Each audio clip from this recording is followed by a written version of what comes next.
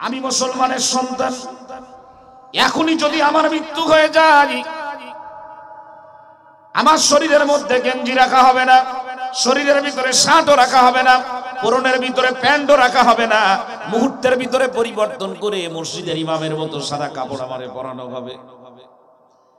বাইরের থেকে দেখলে মনে হয় কোন মাদ্রাসার শাইখুল হাদিস। সুন্দর করে এবার সাদা কাপড়ের কাপড় পরানোর পরে সুজা কবরস্থানে নিয়ে যাবে। কবরের মধ্যে যখন রাখা হবে, কারবালা মসজিদের ইমাম সাহেব পাশে দাঁড়ানো আছে। আলহামদুলিল্লাহি নাহমাদুহু ওয়া নাস্তাঈনুহু ওয়া নাস্তাগফিরুহু ওয়া নু'মিনু বিহি ওয়া নাতাওয়াক্কালু আলাইহি ওয়া নাউযু বিল্লাহি মিন শুরুরি আনফুসিনা ওয়া মিন সাইয়্যাতি আ'মালিনা। মান ইয়াহদিহিল্লাহু ফালা মুদিল্লা লাহু ومن يضلله فلا هادي له ونشهد أن لا إله إلا الله وحده لا شريك له ونشهد أن سيدنا وحبيبنا ومولانا محمدا عبده ورسوله. أعوذ بالله من الشيطان الرجيم. بسم الله الرحمن الرحيم. وإنك لعلى خلق عظيم. صدق الله العظيم.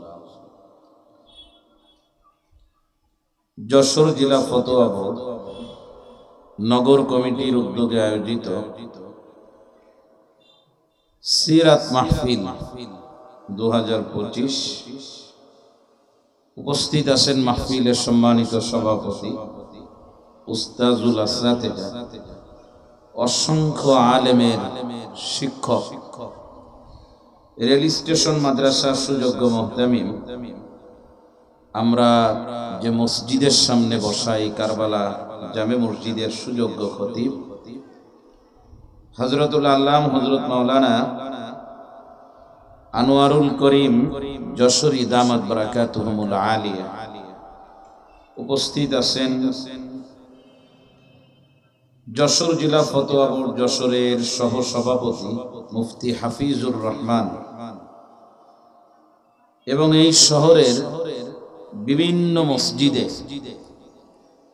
দায়িত্বরত, বিভিন্ন মাদ্রাসায় যারা দায়িত্বরত আছেন, আইম্মায়ে মাসাজিদ, মাদ্রাসার সুযোগ্য আসাতেজায়ে কেরাম, মঞ্চে উপস্থিত প্রিয় উলামায়ে কেরাম, সামনে উপস্থিত আমার দিনদার ইমানদার মুসলমান ভাইয়েরা, বাসা বাড়িতে পর্দার অন্তরালে দূর দূরান্তে অবস্থানরত আমার মা ও বোনেরা, মহান মালিকের দরবারে শুকরিয়া জানাই যে মালিক আমাদেরকে ভালোবেসে মহব্বত করে মালিকের নজরে, মালিকের কাছে প্রিয় জায়গা দ্বীনি আলোচনার মজমায় উপস্থিত হওয়ার তৌফিক আল্লাহ তাআলা দান করেছেন। শুকরিয়া আদায় করি, বলি আলহামদুলিল্লাহ। আলোচনার শুরুতেই একেবারে সবিনয় ক্ষমা প্রার্থী এবং ক্ষমা চেয়ে নিচ্ছি, মঞ্চে উপস্থিত আমার উস্তাদ সমতুল্য যারা আমাকে পড়াতে পারেন, পড়ানোর মতো যোগ্যতা রাখেন, আমি যাদের ছাত্র হওয়ারও যোগ্যতা অর্জন করতে পারি নাই, যোগ্য উলামায়ে কেরাম স্টেজের মধ্যে বসা আছেন। আমি সমস্ত উলামায়ে কেরামের কাছে দোয়া চাই যে আল্লাহ তাআলা যেন উলামায়ে কেরামের আলোয় আলোকিত সুন্দর আয়োজনের মাঝে বসে কিছু কথা মুযাকারা করব, সেগুলি ভালোভাবে করার তৌফিক আল্লাহ তাআলা দান করেন। প্রচন্ড গরম, মাহফিলের মৌসুম এখনো শুরু হয় নাই। ধারাবাহিক মাহফিল শুরু হবে আগামী মাসের মাঝামাঝির থেকে। আশা করা যায় তখন একটু ঠান্ডা বেশি পড়বে ইনশাআল্লাহ।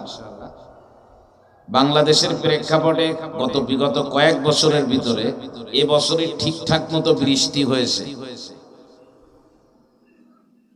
এবছর আপনারা ইস্তেসকার নামাজ পড়ছেন নাকি? পড়া লাগে নাই, কারণ যাদের কারণে বৃষ্টি বন্ধ হতো এরা সব হিজরত করছে।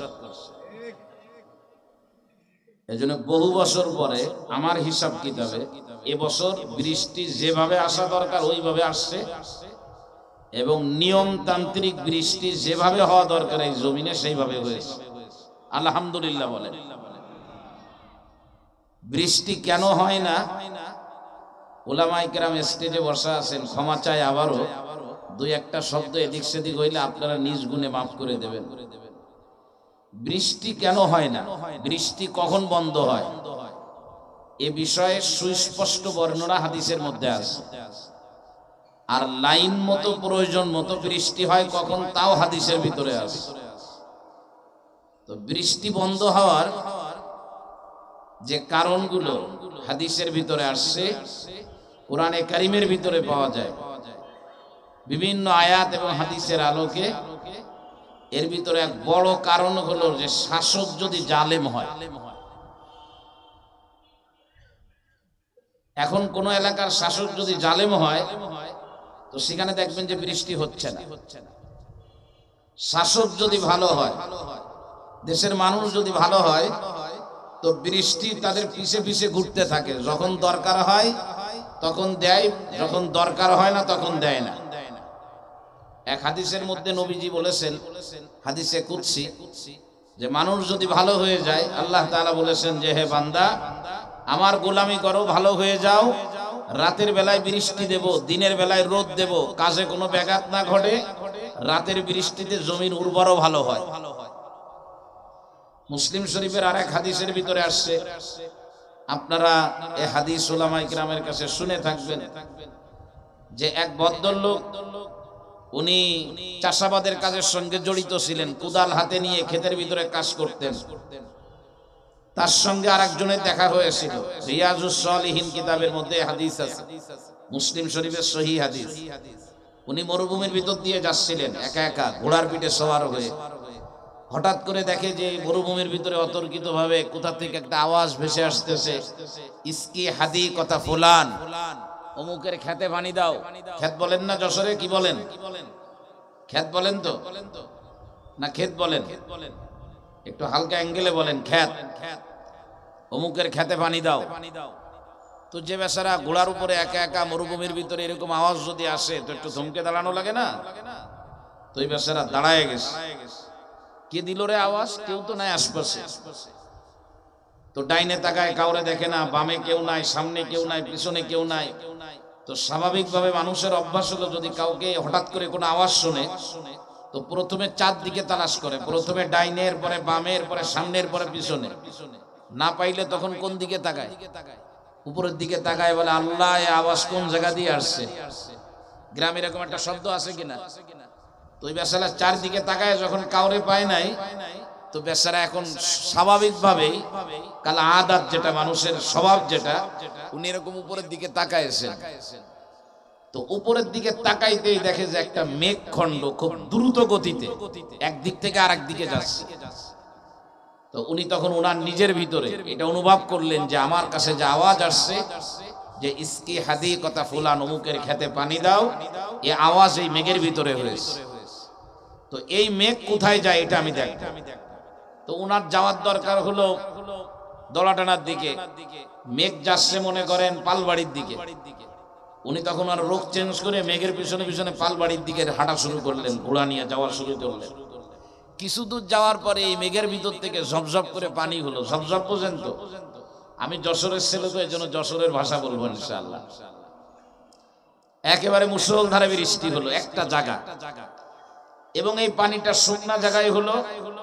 পানিটা পাশেই ড্রেন ছিল, ড্রেনের মধ্যে জমা হয়ে গেল। উনি বলেন, কিরে, আগেও পানি নাই, পরেও পানি নাই, এইখানে এসে বৃষ্টি হয়ে গেল, এইটা গ্রাম অঞ্চলে অনেক সময় মা চাচিরা এটারে বলে কুকুর বিড়ালের বিবাহ হচ্ছে। সব জায়গায় বৃষ্টি নাই, মাঝে মধ্যে শিয়াল শিয়াল কুকুরের বিবাহ হচ্ছে।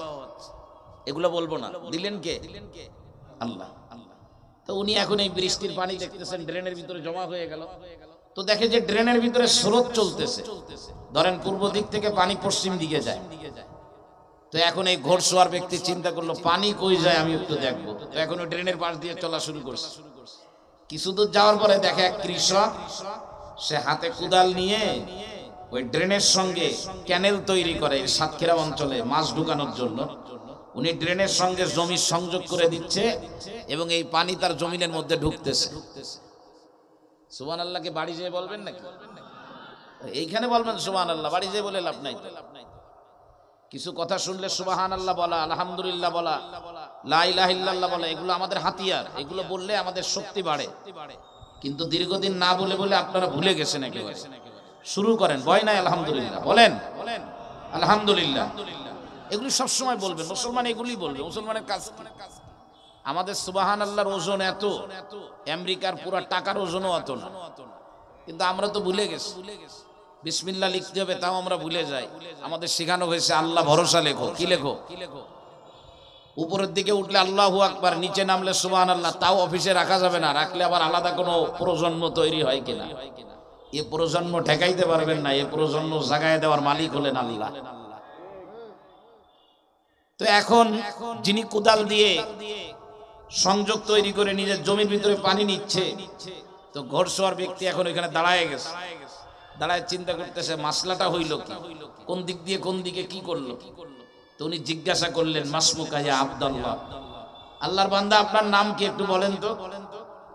তো যার হাতে কোদাল ছিল সে বলতেছে, আমার নাম দিয়ে আপনি কি করবেন আবার? বলে না, নামটা বলেন। তো এখন নাম বলছে, মনে করেন আব্দুর রহমান। হাদিসের ভিতরে যে শব্দ আসছে ওই নাম বলল, যে নাম ওই কানের ভিতরে আওয়াজ আসছিল। তো এরপরে ঘোড়সওয়ার জিজ্ঞাসা করলো, ব্যাপার কি? আপনি, আমি তো কিছুই বুঝতেছি না। এই মেঘটা অমুক জায়গা থেকে দ্রুত গতিতে আসলো, অমুক জায়গায় পানি দিল, সেই পানি ড্রেনে জমা হলো, আপনি এটা ক্ষেতের ভিতরে নিচ্ছেন, আসলে কি আমি তো বুঝতেছি না। আপনি কি আমল করেন বলেন তো ভাই? তো বলে, আমি তো তেমন বেশি কিছু আমল বুঝি না, আমি কৃষক মানুষ। আমি কৃষি কাজ শুরু করার আগে জেনে নিয়েছি যে কৃষি কাজ কিভাবে করতে হয় এবং এ ব্যাপারে আল্লাহর বিধান কি। তো সেই অনুযায়ী আমি আমল করি। চাষ করে যে ফসল আমি পাই, এটাকে আমি 3 ভাগ করি। 1 ভাগ আমার পরিবারের পেছনে ব্যয় করি, 1 ভাগ আমি আত্মীয় স্বজনকে দিয়ে দিই, আর 1 ভাগ আমি পরবর্তী বছর চাষের জন্য রেখে দিই। তো আমার কোনোদিন পানি নিয়ে বেগ পেতে হয় না। আমার জমি রেডি করলে আল্লাহ পানি দিয়ে যান। সে আল্লাহ এখন আসেন না নাই? আমাদেরকে ভালো হতে হবে, দুনিয়াটাকে আল্লাহ তাআলা সহজ করে দিবেন ইনশাআল্লাহ। বলেন ইনশাআল্লাহ। একটু পরে আরো কিছু ঘটনা যদি আল্লাহ বলার তৌফিক দান করে। তো প্রচন্ড গরম, এখানে একটু ঠান্ডা মনে হচ্ছে আমার কাছে। আমি মাসনা মাদ্রাসায় গিয়েছিলাম, ওইখানে মুফতি ইয়াহিয়া সাহেব হুজুর ধরে আমারে বসায় দিয়েছে, বলে যে 10 মিনিট কথা বলো। তো হুজুরের অনুমতি মানা লাগে। 10 মিনিট কথা বলতে যে ঘেমে গেছি, অনেক গরম। সেই তুলনায় এখানে আলহামদুলিল্লাহ আবহাওয়া আমাদের অনুকূলে আছে। এখন আমরা আজকে এখানে একত্রিত হয়েছে কি জন্য বলেন তো আপনারা? প্যাকেট আছে নাকি শেষে? নাই। কি জন্য বলেন? আওয়াজ দেন না, আওয়াজ দিলে আমার কথা বলতে সুবিধা। সিরাত, সিরাতুন নবী সাল্লাল্লাহু আলাইহি ওয়াসাল্লাম, তাই না? সিরাতের কাছাকাছি আর একটা শব্দ আছে সূরাত। সিরাত সিন দিয়ে, সূরাত সদ দিয়ে। সিরাতের অর্থ হলো, এর সমার্থক শব্দ হলো আখলাক, ইন্টারনাল বিষয় যেগুলো দেখা যায় না, মানুষের ভিতরগত স্বভাব। আর সূরাত হলো আকৃতি। আমরা সূরাত নিয়ে আলোচনা করব না, সিরাত নিয়ে। আমাদের আখলাক কেমন হবে, তো আমরা কাজ সিরাত নিয়ে আলোচনা করব।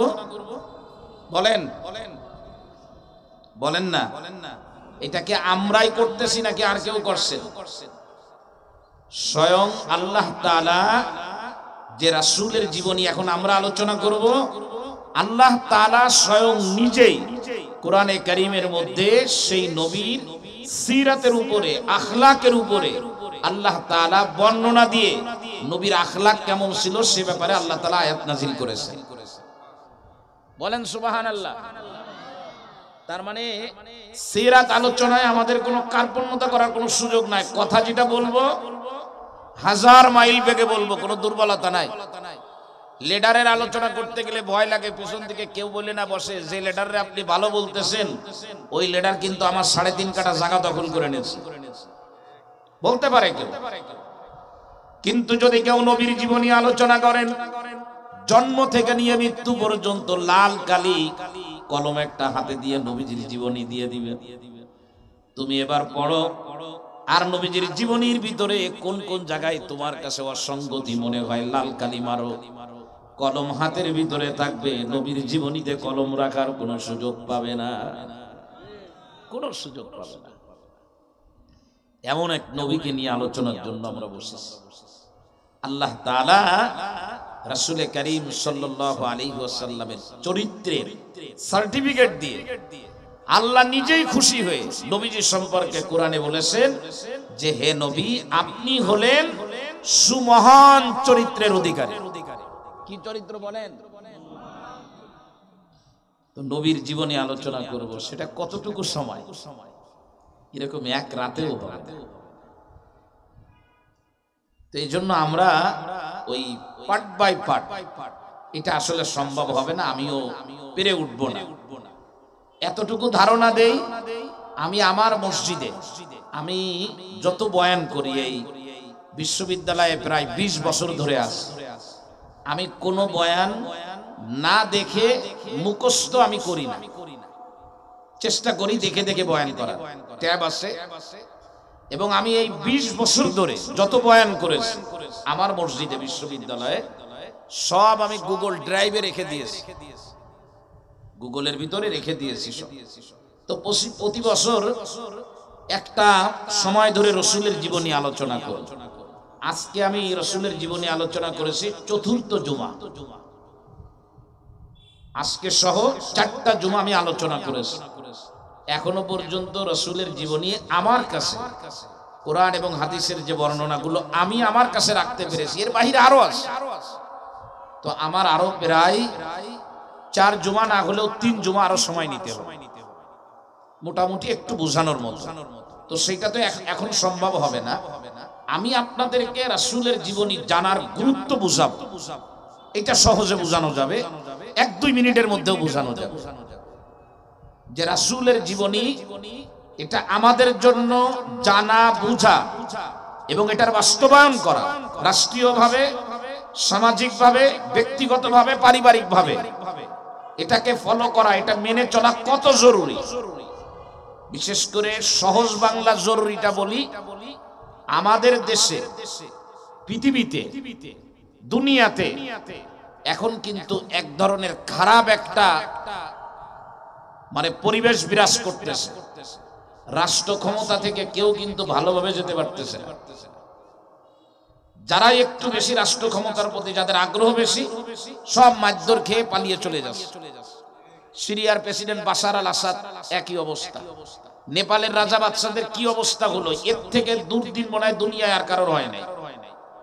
এরকম আরো অনেক দেশে এই ঘটনা ঘটছে, সেগুলার নাম নাই নিলাম। এর কারণ হলো যে বর্তমান দুনিয়াতে সব আছে কিন্তু রাসূলের জীবনী কোনো বাস্তবায়ন নাই। নবীজির জীবনী যদি বাস্তবায়িত থাকতো, এটার প্রয়োগ থাকতো, রাসূল যেভাবে রাষ্ট্র চালিয়েছেন, কোন রাষ্ট্রপতি যদি সেভাবে রাষ্ট্র চালান, রাসূল যেভাবে পরিবার চালিয়েছেন, কোন পরিবারের প্রধান যদি সেভাবে পরিবার চালান, রাসূল যেভাবে সমাজ জীবন কাটিয়েছেন সেভাবে যদি কোন লোক সমাজের ভিতরে থাকেন, কোনদিন সে বিতাড়িত হবে না, মানুষ তাকে খারাপ নজরে দেখবে না, বরং আল্লাহ পাকের মেহেরবানি, আল্লাহর রহমত আর বরকতের দরজা খুলে দিয়ে সম্মানের সাথে আল্লাহ তাআলা তাকে রাখবে। সুতরাং এটা জানতে হবে। এখন আমরা জানি কতটুকু, এটাও তো একটা ব্যাপার। উলামায়ে কিরাম না হয় সিরাতে খাতামুল আম্বিয়া পড়েন, সিরাতে ইবনে হিশাম পড়েন, আর রাহিকুল মাখতুম পড়েন, নবী চরিত পড়েন, ইত্যাদি ইত্যাদি সিরাতের কিতাব পড়েন। আমি তো মুসলমান ভাই, আমি তো কিছুই জানি না। বরং আমাদের বর্তমান নতুন প্রজন্মের এমন দুরবস্থা, অনলাইনের বরকতে, অনলাইনের কল্যাণে দেখলাম একজনকে জিজ্ঞাসা করতেছে ঢাকাতে যে ভাই আমরা বিভিন্ন কন্টেন্ট তৈরি করি, আমরা তো আপনাদেরকে কিছু প্রশ্ন করব, যদি উত্তর দিতে পারেন নগদে পুরস্কার দেব আপনাদের। তো বলছে হ্যাঁ প্রশ্ন করেন। তো প্রশ্ন করছে আপনি বলেন তো আমাদের নবীর নাম কি? প্রথমে বলছে আপনি মুসলমান, বলে হ্যাঁ আমি মুসলমান। বলেন আমাদের নবীর নাম কি? তো চারজন বন্ধু এক জায়গায় বসা, ঢাকার যে কোনো এক পার্কের মধ্যে, একজন আর একজনের চেহারার দিকে তাকাচ্ছে। তার মানে তালাশ করতেছে যে আমাদের 7 জনের ভিতরে কোন বন্ধু মাঝে মধ্যে মসজিদে মিলাদ করতে যায়, আমরা তো যাই না। তো 4 জনের মধ্যে মোটামুটি যে মাঝে মধ্যে উপর হয়ে মসজিদে যায়, তারে জিজ্ঞাসা করছে এই দোস্ত তুই বল কি নাম? তো সবাই মিলে ওরে দেখায় দিয়েছে, ওরে জিজ্ঞাসা করেন ও বলতে পারবে। তো উনি বেশ কিছু সময় চুপ থেকে, যেটা দেখছি সত্য মিথ্যা আল্লাহ ভালো জানেন, উনি আমাদের দেশের একজন লিডারের নাম বলতেছে, আমাদের রসুলের নাম হলো অমুক। দুর্ভাগ্য কিনা জোরে বলেন। আমি মুসলমানের সন্তান, এখনই যদি আমার মৃত্যু হয়ে যায়, আমার শরীরের মধ্যে গেঞ্জি রাখা হবে না, শরীরের ভিতরে শার্টও রাখা হবে না, পরনের ভিতরে প্যান্টও রাখা হবে না, মুহূর্তের ভিতরে পরিবর্তন করে মসজিদের ইমামের মতো সাদা কাপড় আমারে পরানো হবে। বাইরের থেকে দেখলে মনে হয় কোন মাদ্রাসার শাইখুল হাদিস। সুন্দর করে এবার সাদা কাপড়ের কাপড় পরানোর পরে সুজা কবরস্থানে নিয়ে যাবে। কবরের মধ্যে যখন রাখা হবে, কারবালা মসজিদের ইমাম সাহেব পাশে দাঁড়ানো আছে। ইমাম সাহেবকে বলা হবে কবরে রাখার সময় একটা দোয়া পড়তে হয়, আপনি পড়েন, জোরে জোরে বলেন, আপনার সাথে আমরা বলবো। কত সুন্দর সিস্টেম। ইমাম সাহেব এখন মাথার কাছে দাঁড়ায় বলতেছে ভাই সবাই আমার সাথে বলেন। বলেন দি কি বলেন আপনারা? বলেন বলেন তার অর্থ কি বলেন না, দোয়াটা বলেন কি? বিসমিল্লাহি ওয়া আলা মিল্লাতি রাসূলিল্লাহ। বলেন না বলেন না, এর অর্থ কি? বলেন এর অর্থ কি? কোনদিন কি চিন্তা করছেন এর অর্থ কি? এর থেকে 2 নম্বরে আর কিছু হতে পারে না। যার 80 বছরের জিন্দেগি কোনদিন নবীজির সুন্নাত অনুযায়ী কিছুই করতে পারে নাই, খাবার হাতের ভিতরে তাও বাম হাত দিয়ে দিয়েছে, রাস্তা দিয়ে হাঁটতে গেলে নবীর সুন্নাত মানে নাই, রাজনীতির ময়দানে মানে নাই, শিক্ষা ব্যবস্থায় মানে না, পারিবারিক জীবনে মানে না, এমন একজন নবীর সুন্নাত সম্পর্কে অনভিজ্ঞ মানুষ, নবীর সুন্নাতের ব্যাপারে যার কোনো ধরনের কোনো শিক্ষা নাই, নিজের ভিতরে কোনো ধারণা নাই, এমন একটা লোককে দিব্যি সুন্দর করে পাঞ্জাবি পরাইলাম, এরপরে কবরে রাখার সময় বললাম হে আল্লাহর রাসূল, আপনার আল্লাহর নামে আপনার দলে দিয়ে গেলাম, আপনি নিয়ে যান। আমার মতো একটা মরা লাশ, 80 বছরের রসুল যে চিনতে পারি নাই, এখন আমি বিপদে পড়ছি, আমার রসুল কি আমাকে চিনবেন নাকি? একটু চিন্তা করা দরকার। কারণ এই জায়গা ছাড়া তো যশোরে আর কোনো জায়গা নাই। যশোরে যে যেখানেই থাকুক, এখানেই তার আসতে হবে, এ দোয়া পড়তে হবে। সুতরাং রাসূলের জীবনী এটা অনুসরণ করা কত গুরুত্ব, সেই গুরুত্বটা নিয়ে বাড়িতে যান। আগামীকালকে কোনো এক লাইব্রেরি থেকে রাসূলের জীবনী কেনেন, পেপার পত্রিকা পড়া একটু কমায় প্রতিদিন রাসূলের জীবনীর একটা পাঠ পড়া শুরু করেন। আপনি যদি ব্যবসায়ী হন, রাসূলের ব্যবসা জীবন দেখেন। আপনি যদি আইনজীবী হন, রাসূলের আইন বিচার দেখেন। আপনি যদি মসজিদের ইমাম হন, রাসূল মসজিদের ইমাম ছিলেন, সেই পাঠটা আপনি ভালো করে দেখেন। আপনি যদি একজন খতিব হন, রাসূল বক্তব্য দিতেন, সেটা আপনি দেখেন। আপনি যদি একজন সাধারণ মানুষ হন, আল্লাহর রাসূল সাধারণ মানুষ হিসেবে কিভাবে জীবন যাপন করেছিলেন সেটা আপনাকে দেখতে হবে। দেখা ছাড়া আপনি আপনার কাজের গুণগত মান বাড়াতে পারবেন না। আর আপনার কাজের যদি গুণগত মান না বাড়ে, আল্লাহর দরবারে আপনার কোনো কিছু পাওনা নাই। কেন বললাম এই কথা? একটু আগেই মাসনাই বলেছি, আপনাদেরকেও বলি, কোরআনে কারীমের 2টো শব্দ উলামায়ে কেরামের দৃষ্টি আকর্ষণ করব। 2টো শব্দ, একটা শব্দ হলো ইতাআত, আর একটা শব্দ হলো ইত্তেবা। এই আরবি 2টো শব্দের যদি বাংলা অর্থ বলি বোঝানোর জন্য সহজভাবে বলবো, ইতাআত মানে হলো আনুগত্য করা, হুকুম মানা, আর ইত্তেবা হলো ওই হুকুমটা মানার ক্ষেত্রে অনুসরণ করা। কোরআনে কারীমে এই 2টো শব্দ ব্যবহার করা হয়েছে। সূরাতুন নিসার ভিতরে আমার আল্লাহ পাক স্পষ্ট ভাবে বলেছেন একজন মানুষ দুনিয়ার জীবনে জন্ম থেকে নিয়ে মৃত্যু পর্যন্ত, কবরে যাওয়ার আগ পর্যন্ত একজন মানুষ কার হুকুম মানবে, কার আনুগত্য করবে, আল্লাহ স্পষ্ট করে বলে দিয়েছে। এক নম্বরে হুকুম মানবা আমার, কার? আল্লাহ। আতিউল্লাহ, কার? আল্লাহর আনুগত্য করা, আল্লাহর হুকুম মানবেন। দুই নম্বরে আপনার জীবনে চলার পথে দ্বিতীয় যার হুকুম মানবেন তিনি হলেন রাসূল, ওয়াতিউর রাসূল। তিন নম্বরে কার হুকুম মানবেন? কোরআনে কারীমের সূরাতুন নিসার ভিতরে আমার আল্লাহ স্পষ্ট করে বলেন উলিল আমরের হুকুম মানবেন। উলিল আমর, উলিল আমর কারা? তাফসীরের কিতাবের মধ্যে লম্বা আলোচনা, একদম সহজভাবে বোঝানোর জন্য বলি, উলিল আমর অর্থাৎ আদেশ দেওয়ার অধিকার রাখেন হলো তারা যারা কোরআন এবং হাদিস বোঝেন। তার মানে হলো এই জামানার উলামায়ে কেরাম। কারা বলেন? ফতোয়া বোর্ড। ফতোয়া বোর্ড মানে ফতোয়া বোর্ডের কাজ কি? ফতোয়া বোর্ড মানে এই বোর্ডে যারা আসেন সবাই উলিল আমর। কি বলেন? বলে না? আপনি কোরআনে কারীম অতটা বোঝেন না, হাদিস অতটা বোঝেন না, উলামায়ে কেরাম আপনাকে বলল আপনার যে সমস্যা আপনার দ্বারা হয়েছে এই সমস্যার সমাধান কোরআন এবং হাদিস, আমরা ফতোয়া বোর্ড, আমাদের উলামায়ে কেরাম আমরা এটা দেখে এই সিদ্ধান্তে উপনীত হয়েছি আপনাকে এই কাজটা করতে হবে। এটা বুঝাইতে গেলে একটা উদাহরণ দেওয়া লাগবে, কিন্তু উলামায়ে কেরাম তো অনেক বেশি, সব উদাহরণ তো এখানে দিলে একটু বেয়াদবি হয়ে যাবে। তারপরও দিই অনুমতি নিয়ে। আমাদের কাছে এই জামানায় আমি একটু পরিচিত মানুষ খুলনাতে, আর মাহফিল করার কারণে কম বেশি লোকজন অনেকেই চেনে না। অধিকাংশ মানুষ মাসআলা জিজ্ঞেস করে তালাকের মাসআলা, এ ছাড়া কেউ মাসআলা মানে জিজ্ঞাসা করলেও মনে করেন ওইটা খুব কম, ওইটা ওই তালাকের মাসআলার যে এত পরিমাণে ভিড় ওগুলো আর সামনে আসে না। বুঝাইতে পারি নাই মনে। কি জিজ্ঞাসা করে তালাকের মাসআলা? বলে হুজুর একটা মাসআলা আছে, গভীর রাত, তখন প্রায় বাজে কয়টা বলবো, 1টা-1:30 বাজে, ঘুমায় গেছি, মাহফিলের সময় না, স্বাভাবিক সময় যখন ঈশা পড়ে বাসায় চলে, মোবাইল রিসিভ করলাম, ভাই এত রাতে কে? বলে হুজুর ঢাকা থেকে বলছিলাম। বলেন কি হয়েছে?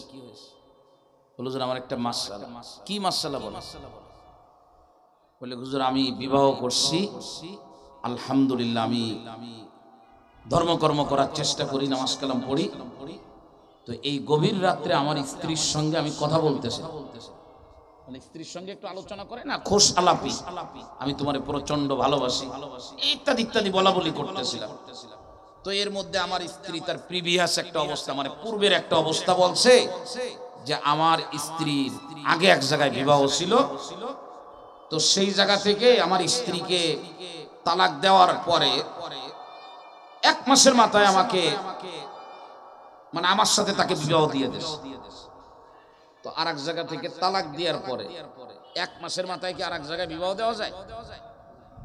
এই তো ফতোয়া সব দিয়ে দিয়েছেন, হুজুরের ফতোয়া বোর্ডের সদস্য বানায় দেন। আপনার চুপ থাকবেন, এই জিগাইলেই মাসআলা দেওয়া, এগুলো আরেক বিপদ। দিয়ে আবার বলে জানি অনেক কিছু কিন্তু বলি না, যেটুক বলছেন ওইটুক তো ঠিক হয় না, তো বাকি আর কি জানে, এরকম দেয়া যাবে না। মাসআলা এটা উলামায়ে কেরামের উপরে রেখে দিবেন, আলেমরা দিবেন। আর এই জিজ্ঞাসা করলেই মাসলা দেওয়া, এই অভ্যাসটা কোন জায়গায় নিয়ে যায় জানেন?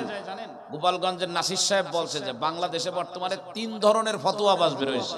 ডিজিটাল, দেখবেন যে অনলাইনে মানে অনলাইনে ফোন কল বলে, মানে জিজ্ঞাসা করবেন উত্তর দেবে, বসে আছে পার পারে পা উঠায় সুপার মধ্যে, জিজ্ঞাসা করলে উত্তর দেবে, ও উত্তর যা দেয় 99টা হলো ভুল দেয়, এটা বলে ডিজিটাল হুজুর। আর কিছু আছে হঠাৎ মাওলানা, এদিক সেদিক ঘুরে বেড়ায়, তো তবলিগ গেছে 3 দিন আসে পাঞ্জাবি আর পাগড়ি বেঁধে, এমন অবস্থা ইমাম সাহেব কাছে আল্লাহ আমার ইমামতি আসে না, ও ইমাম। এরকম হওয়া যাবে না। মাসআলার ক্ষেত্রে ফতোয়া বোর্ড একদম সহজ, আমি বাড়ি বানাইতে গেলে আমি কোনোদিন আমার রডের হিসাব আমি বলবো, জীবনেও বলবো না, আমি তো ইঞ্জিনিয়ারের কাছে যাবো। তো আপনারা মাসালা দেবেন না, একটু মানে এটা লজ্জা পেন না, বোঝানোর জন্য বল। এখন আমি বললাম ভাই তারপরে, বলে হুজুর এখন 1 মাসের মাথায় আমার সাথে বিবাহ দিয়ে দিয়েছে, তাহলে তো এই বিবাহ তো হবে না। আমারে বলতেছে, আমি বলতে আমারে রিং দিয়েছেন কি শুনবেন তাই বলবেন। হুজুর আপনি কি বলেন এখন আমি কি করব? তাই বললাম কি এক জায়গায় শোয়া নাকি আলাদা আলাদা শোয়াছেন? কয় না এক খাটে। আমি আগে এখনই আলাদা হন, পরবর্তী নির্দেশ না দেওয়া পর্যন্ত কাছাকাছি হওয়া যাবে না। এখনো আবার আমারে কল দিয়ে বলছে হুজুর তা তো বুঝলাম, কিন্তু পেটে তো বাচ্চা আছে। আমি বললাম পেটের বাচ্চারে পরে বাঁচাবো, আপনি আগে সরেন, সরে পৃথক হন। এখন এই মাসআলার সমাধান কিভাবে কি করবে? এইরকম জড়ানো মাসআলা কি কোরআন শরীফে আয়াত আল্লাহ বলে দিয়েছে নাকি যে পেটের মধ্যে বাচ্চা থাকলে এই দিবা? তো আমি ওরে বললাম যে আপনি আগে আলাদা হয়ে ঘুমান, সকাল হোক আমি মাদ্রাসায় যাব। ওর কপাল ভালো যে খুলনা দারুল উলুমে এখন মুফতি গোলাম রহমান সাহেব নাই। মুফতি গোলাম রহমান সাহেবের যদি কেউ এসে বলে যে হুজুর আমি বউ তালাক দিয়ে আসছি, আগে মারবে, এরপরে মাসালা দেবে। তালাক দিয়ে আসছো কেন? তালাক দেওয়ার আগে না আমার কাছে আসবে। তো আমি উলিল আমর বোঝানোর জন্য বলতেছিলাম, এখন এই যে পেশ লেগে গেছে, মনে করেন 1 মাসের মাথায় বিবাহ দেশে, সেটা তো আমি কোরআন শরীফের মধ্যে আছে। কোরআন শরীফের ভিতরে সময় উল্লেখ করা আছে যে এই সময়ের আগে দেওয়া যাবে না, বিবাহ দিতে গেলে ওই সময়ের পরে দেওয়া লাগবে। কিন্তু এরে আমি কি বুঝাবো? পেটের বাচ্চা দিয়ে আন পেশ লাগছে। তো আমি বললাম যে কালকে সকালে মাদ্রাসায় যাই, আমি আলোচনা করি উলামায়ে কিরামের সাথে, কিতাবাদি দেখি, তারপরে আপনাকে জানাবো। তো এরপরে দেখে শুনে বুঝে তারপরে তারা জানানো হলো। বোঝানোর আমার উদ্দেশ্য হলো এই যে দেখে শুনে জানানো, এটা কে জানাচ্ছে? উলামায়ে কিরাম, এটা উলিলাম। তাহলে হুকুম মানবেন কয়জনের? একটু ভালো করে বলেন না, জোরে কয়জনের? 1 নাম্বার কার, 2 নাম্বার, 3 নাম্বার। হুকুম তো মানবেন আল্লাহর, কিন্তু হুকুম মানবেন কার তরিকায়? হুকুম তো মানবেন রাসূলের, কিন্তু কার তরিকায় মানবেন? রাসূলের তরিকায় মানবেন। হুকুম তো মানবেন উলিল আমর উলামায়ে কেরামের, কিন্তু কার তরিকায় মানবেন? তার মানে হলো কাজের জন্য ভিন্ন কোন তরিকা গ্রহণ করার কোন সুযোগ নাই। এই দুনিয়াতে একজন মাত্র তরিকা, একজন হলো আমাদের জন্য ফরম্যাট, তিনি হলেন নবী মুহাম্মদুর রাসূলুল্লাহ সাল্লাল্লাহু আলাইহি ওয়াসাল্লাম। আমি নামাজ পড়ব নবীর মতো, আমার আল্লাহর হুকুম পালন হবে, আল্লাহ সন্তুষ্ট হয়ে যাবেন। এজন্য আমার আল্লাহ পাক সূরা আলে ইমরানের 31 নম্বর আয়াতের মধ্যে স্পষ্ট ঘোষণা দিয়ে বলেন, আমার হুকুম পালনের ভিতর দিয়ে যদি আমারে সন্তুষ্ট করতে চাও, পৃথিবীর মানুষ তোমরা শুনে রাখো, আমার হুকুম তোমার ইচ্ছা মতো পালন করলে হবে না। আমি তোমারে বললাম নামাজ পড়তে, তুমি ডিজিটাল স্টাইলে নামাজ পড়ে দিবা, ওই নামাজ দিয়ে আমারে সন্তুষ্ট করতে পারবা না। আমাকে যদি নামাজ দিয়ে সন্তুষ্ট করতে হয়, ওই নামাজ তুমি কিভাবে পড়বা তার একেবারে প্র্যাকটিক্যাল আমি নমুনা দিয়ে পাঠিয়েছি আমার নবীকে। তোমার নামাজ যখন নবীজির নামাজের মতো হবে, আমি আল্লাহ ওই নামাজে সন্তুষ্ট হয়ে যাব। কার মতো বলেন না ভাই? এখন আপনি যদি রাসূলকে ফলো না করেন, তাহলেও আপনি নামাজ পড়তে পারবেন। আপনি বলেন তো আপনাদের এলাকায় 1 রাকাত নামাজে কয়টা সেজদা? বুঝেন নাই কথা? উলামায়ে কিরামরে জিজ্ঞাসা করেন, আপনারা বলেন আপনাদের এলাকায় 1 রাকাত নামাজে সেজদা কয়টা? আর রুকু কয়টা? দাঁড়াতে হয় কয়বার? একবার দাঁড়াতে হয় 1 রাকাত নামাজে, একবার, তাই না? তাহলে একবার দাঁড়ানো, 1 রুকু আর 2 সেজদা, এতে যশোরে কয় রাকাত হয়? 1 রাকাত হয় না? মসজিদে আসলাম, এসে খানিক সময় দাঁড়ায় থাকলাম, এরপরে একটু হাঁটু ধরলাম, এরপরে সেজদা দিলাম, 2টা নামাজ হবে? কথা বলেন। তাহলে এই নামাজ যদি হওয়াইতে হয়, আল্লাহর কাছে যদি গ্রহণযোগ্যতার পর্যায়ে নিয়ে যাইতে হয়, তাহলে এই দাঁড়ানো, এই রুকু, এই সেজদা, এটা কার মতো হতে হবে? এখন আমি যদি প্রশ্ন করি যে আমরা কয়জন রাসূলের দাঁড়ানো সম্পর্কে জানি, রাসূলের রুকু সম্পর্কে জানি, রাসূলের কওমা সম্পর্কে জানি, রাসূলের সেজদা সম্পর্কে জানি, রাসূলের জলসা সম্পর্কে জানি, আমরা কয়জন জানি? যদি বলি যে ভাই আপনার নামাজ তো হয় না, এইভাবে কিন্তু হয় না রুকু, কয় হুজুর আমারটা না হোক আমি বুঝবা না। সহজ জবাব। কারে কি বলবো বলেন? আমি তো ফতোয়া বোর্ডের ধন্যবাদ জানাই। ফতোয়া বোর্ডের পক্ষ থেকে আমাকে যখন প্রস্তাব দেওয়া হয়েছে আমার এক বন্ধুর মাধ্যমে এই মাহফিলে, আমি একেবারে শোল মাছ পানিতে এরকম করে দিলে যেমন জাল ফেলায় না, আমি এরকম জাল ফেলাই ওয়াজটা ধরছি। আমি বলছি আমি আসবো ইনশাআল্লাহ, কারণ আমি মসজিদে ইমাম। আমার মসজিদ এরকম বড়, জুমার নামাজে ৩৫০০ লোক দাঁড়ায়। আল্লাহর কসম দিয়ে বলতেছি, কবরস্থান পাশে আসমানের নিচে বসে কষ্টের চোটে মাঝে মধ্যে এত পরিমাণে কষ্ট লাগে যে এত নামাজি, কিন্তু কোন নামাজ? এই নামাজ কি আল্লাহ নিবে? এই নামাজ এজন্যই বয়ানের কোনো বিকল্প নাই। হাত জোল করে বলি, হাত জোল করে বলতেছি, কবর ছাড়া দ্বিতীয় যাওয়ার আর কোনো জায়গা নাই। সুতরাং জীবনটাকে রসুলের মতো করে বানানো। আমার পানি পান করা হবে রসুলের মতো, আমার খাবার গ্রহণ হবে রসুলের মতো, আমার ছেলে মেয়ের বিবাহ হবে রসুলের মতো, আমার বাড়ি নির্মাণ হবে রসুলের মতো, আমার জিন্দেগির প্রত্যেকটা কাজ কারবার হবে রসুলের মতো। আমি নামাজের কথা বলেছি, শুনে রাখেন ভালো করে। মসজিদে আসবেন, উযু করবেন জমজমের পানি দিয়ে, আর গায়ের ভিতরে সব থেকে পৃথিবীর দামি জামা কাপড়টা আপনি ব্যবহার করবেন। যাই নামাজ বিছায় নামাজ পড়বেন, কিন্তু আপনার নামাজের ভিতরে কার্যক্রম যদি নবীজির নামাজের কার্যক্রমের সঙ্গে না মেলে, আল্লাহর কসম দিয়ে বলি, অসংখ্য উলামায়ে কেরাম ওই নামাজকে পুরাতন কাপড়ের মতো ধোলা করা হবে, আর আপনার মুখের উপরে ছুঁড়ে মারা হবে, আর বলা হবে তুমি যে নামাজ পড়ছো এই নামাজ নবীজির নামাজের মতো হয় না। বুখারী শরীফের হাদিস, আবু দাউদ শরীফের মধ্যেও আসছে। বুখারী শরীফে একটু সংক্ষিপ্ত, আবু দাউদ শরীফে একটু লম্বা। প্রিয় ভাইরা রে আমার, কেমনে বুঝাবো কেন আমরা রাসূলের জীবনীকে অবজ্ঞা করি?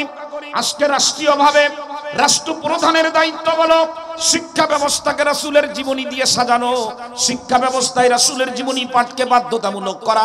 আল্লাহর কসম দিয়ে বলি, যেই দেশের মানুষ তার ছোট্ট ছোট্ট বাচ্চাদেরকে রাসূলের জীবনী পড়ায়, যেই দেশের ভিতরে নবীজির জীবনী চর্চা হয়, যে দেশের ভিতরে নবীজির কাজের মতো করে প্রত্যেকটা কাজের জন্য ব্যাপক ব্যবস্থাপনা থাকে, ওই দেশের ভিতরে আল্লাহ পাক তার রহমত আর বরকতের দরজা খুলে দিবে।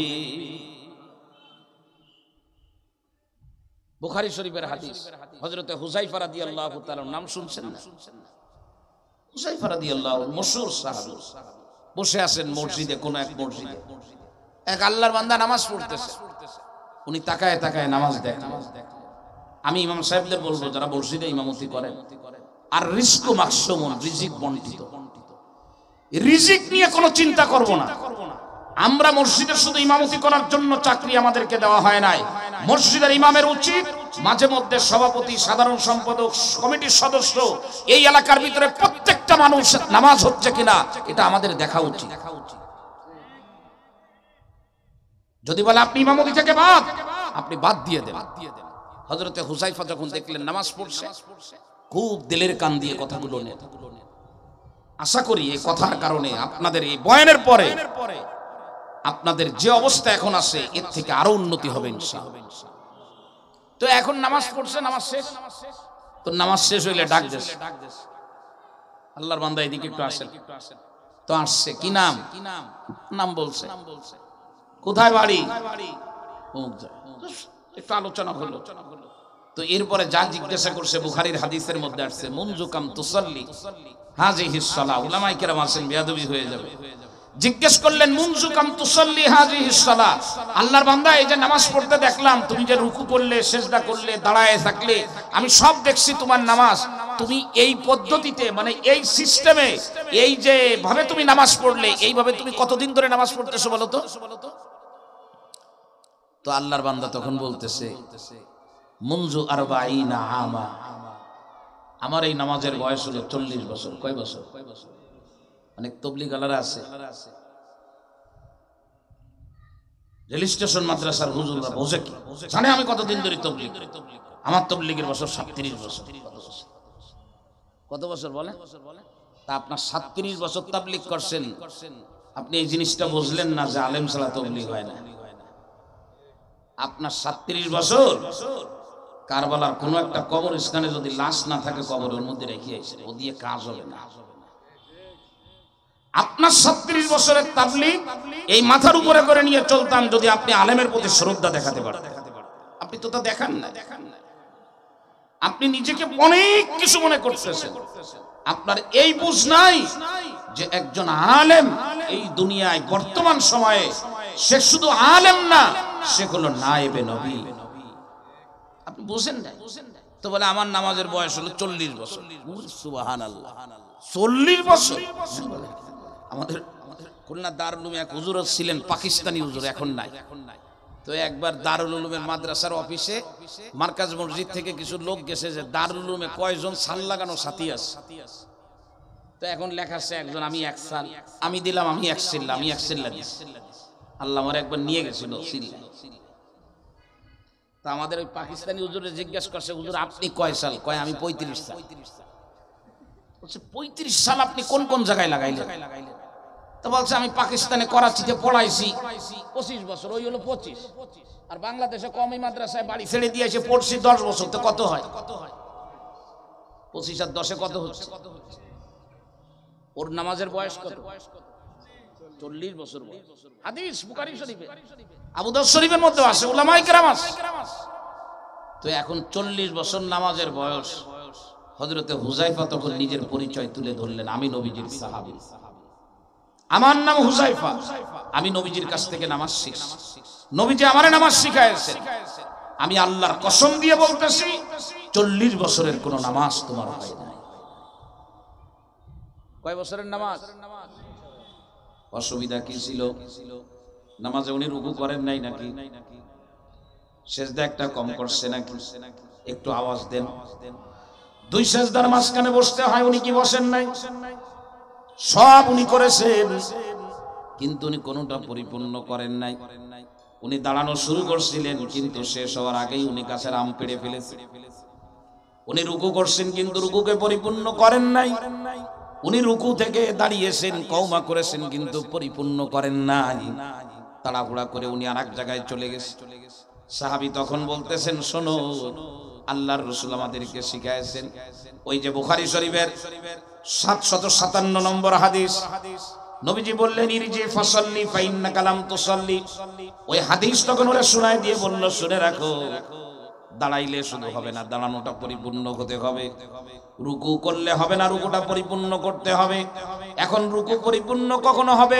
হাত্তা তাতমা ইন্না রাকিয়ান, দাঁড়াইলেই শুধু হবে না, হাত্তা তাতাদিলা কাইমান, তোমার দাঁড়ানোর ভিতরে স্থিরতা আসবে, তোমার রুকুর ভিতরে স্থিরতা আসবে। প্রশ্ন হতে পারে, স্থিরতা কোন সময় আসবে, কেমনে বুঝবো? এ প্রিয় ভাইরা রে আমার, রাসূলের জীবনী থেকে এই সব অংশগুলো আমাকে বের করতে হবে। নামাজের জন্য হাত উঠাবেন আর মনের ভিতরে রাখবেন, আমি নামাজ পড়তে এসেছি, আমি আমার মতো করে না, আমার নিজস্ব কোনো তরিকা নাই, আমি নামাজটাকে রাসূলের তরিকা অনুযায়ী আল্লাহর কাছে দিতে চাই। এরপর আপনি হাত উঠায় বাঁধবেন, আল্লাহর নবীর নামাজের কথা নিজের ভিতরে রাখবেন। আম্মা জান আয়েশা বলেন, এই শুনে রাখো, নবীজি যখন ঘরের ভিতরে নামাজের মধ্যে দাঁড়াতেন, আল্লাহু আকবার বলে এত লম্বা সময় ধরে কিরাত করতেন, আমরা বলা বলি করতাম একজন আর একজনকে, নবীজি মনে হয় রুকু করার কথা ভুলে গেছে। আবার রুকুর ভিতরে যে নবীজি যখন তাসবিহাত গুলো পড়া শুরু করতেন, বিভিন্ন দোয়া পড়তেন, আর মাথা উঠাচ্ছেন না, দীর্ঘ সময় ধরে রুকুর মধ্যে পড়ে আসে। আমরা মনে মনে বলতাম, নবী মনে হয় রুকু থেকে উঠার কথা ভুলে গেছে। এরপরে উঠে যখন দাঁড়াতেন, সামি আল্লাহু লিমান হামিদা, রব্বানা ওয়ালাকাল হামদ, আল্লাহুম্মা মিলআস সামাওয়াতি ওয়াল আরদ, এই সব বর্ণনাগুলো হাদিসের কিতাবের মধ্যে আছে। রাসূল লম্বা করে এরকম করে দোয়া পড়তেন, আমরা বলা বলি করতাম, রাসূল মনে হয় সিজদা করার কথা ভুলে গেছে। প্রিয় ভাইরা রে আমার, এজন্য নামাজ থেকে শুরু করে নিয়ে জিন্দেগীর প্রত্যেকটা কাজের ভিতরে রাসূলের সুন্নাত ফিরিয়ে আনতে হবে। নবীজির মতো করে কাজ করার মানসিকতা নিজের মধ্যে তৈরি করতে হবে।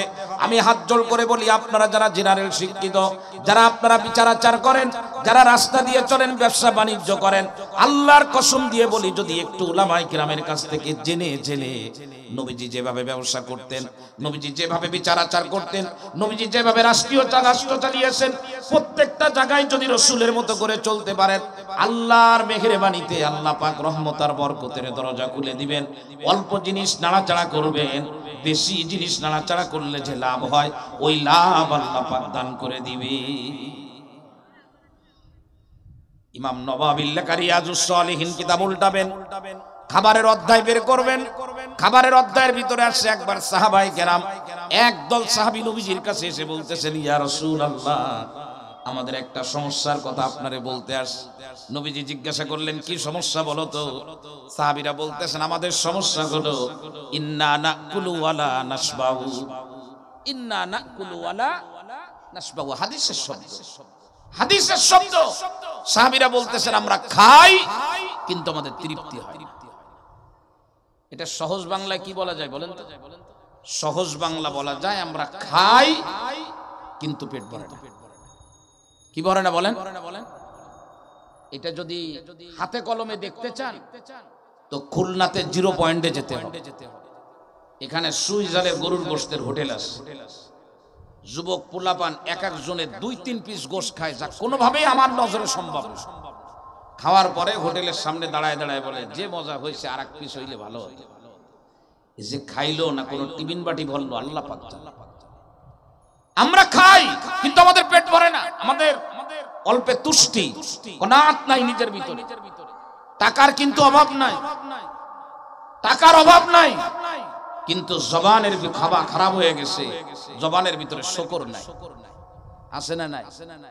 কথা বলেন একটু, আছে না নাই? টাকা কামাই করে, প্রতিদিন লাখ লাখ টাকা কামাই করে, কিন্তু চাহিদার কমতি নাই, চাহিদার কমতি নাই।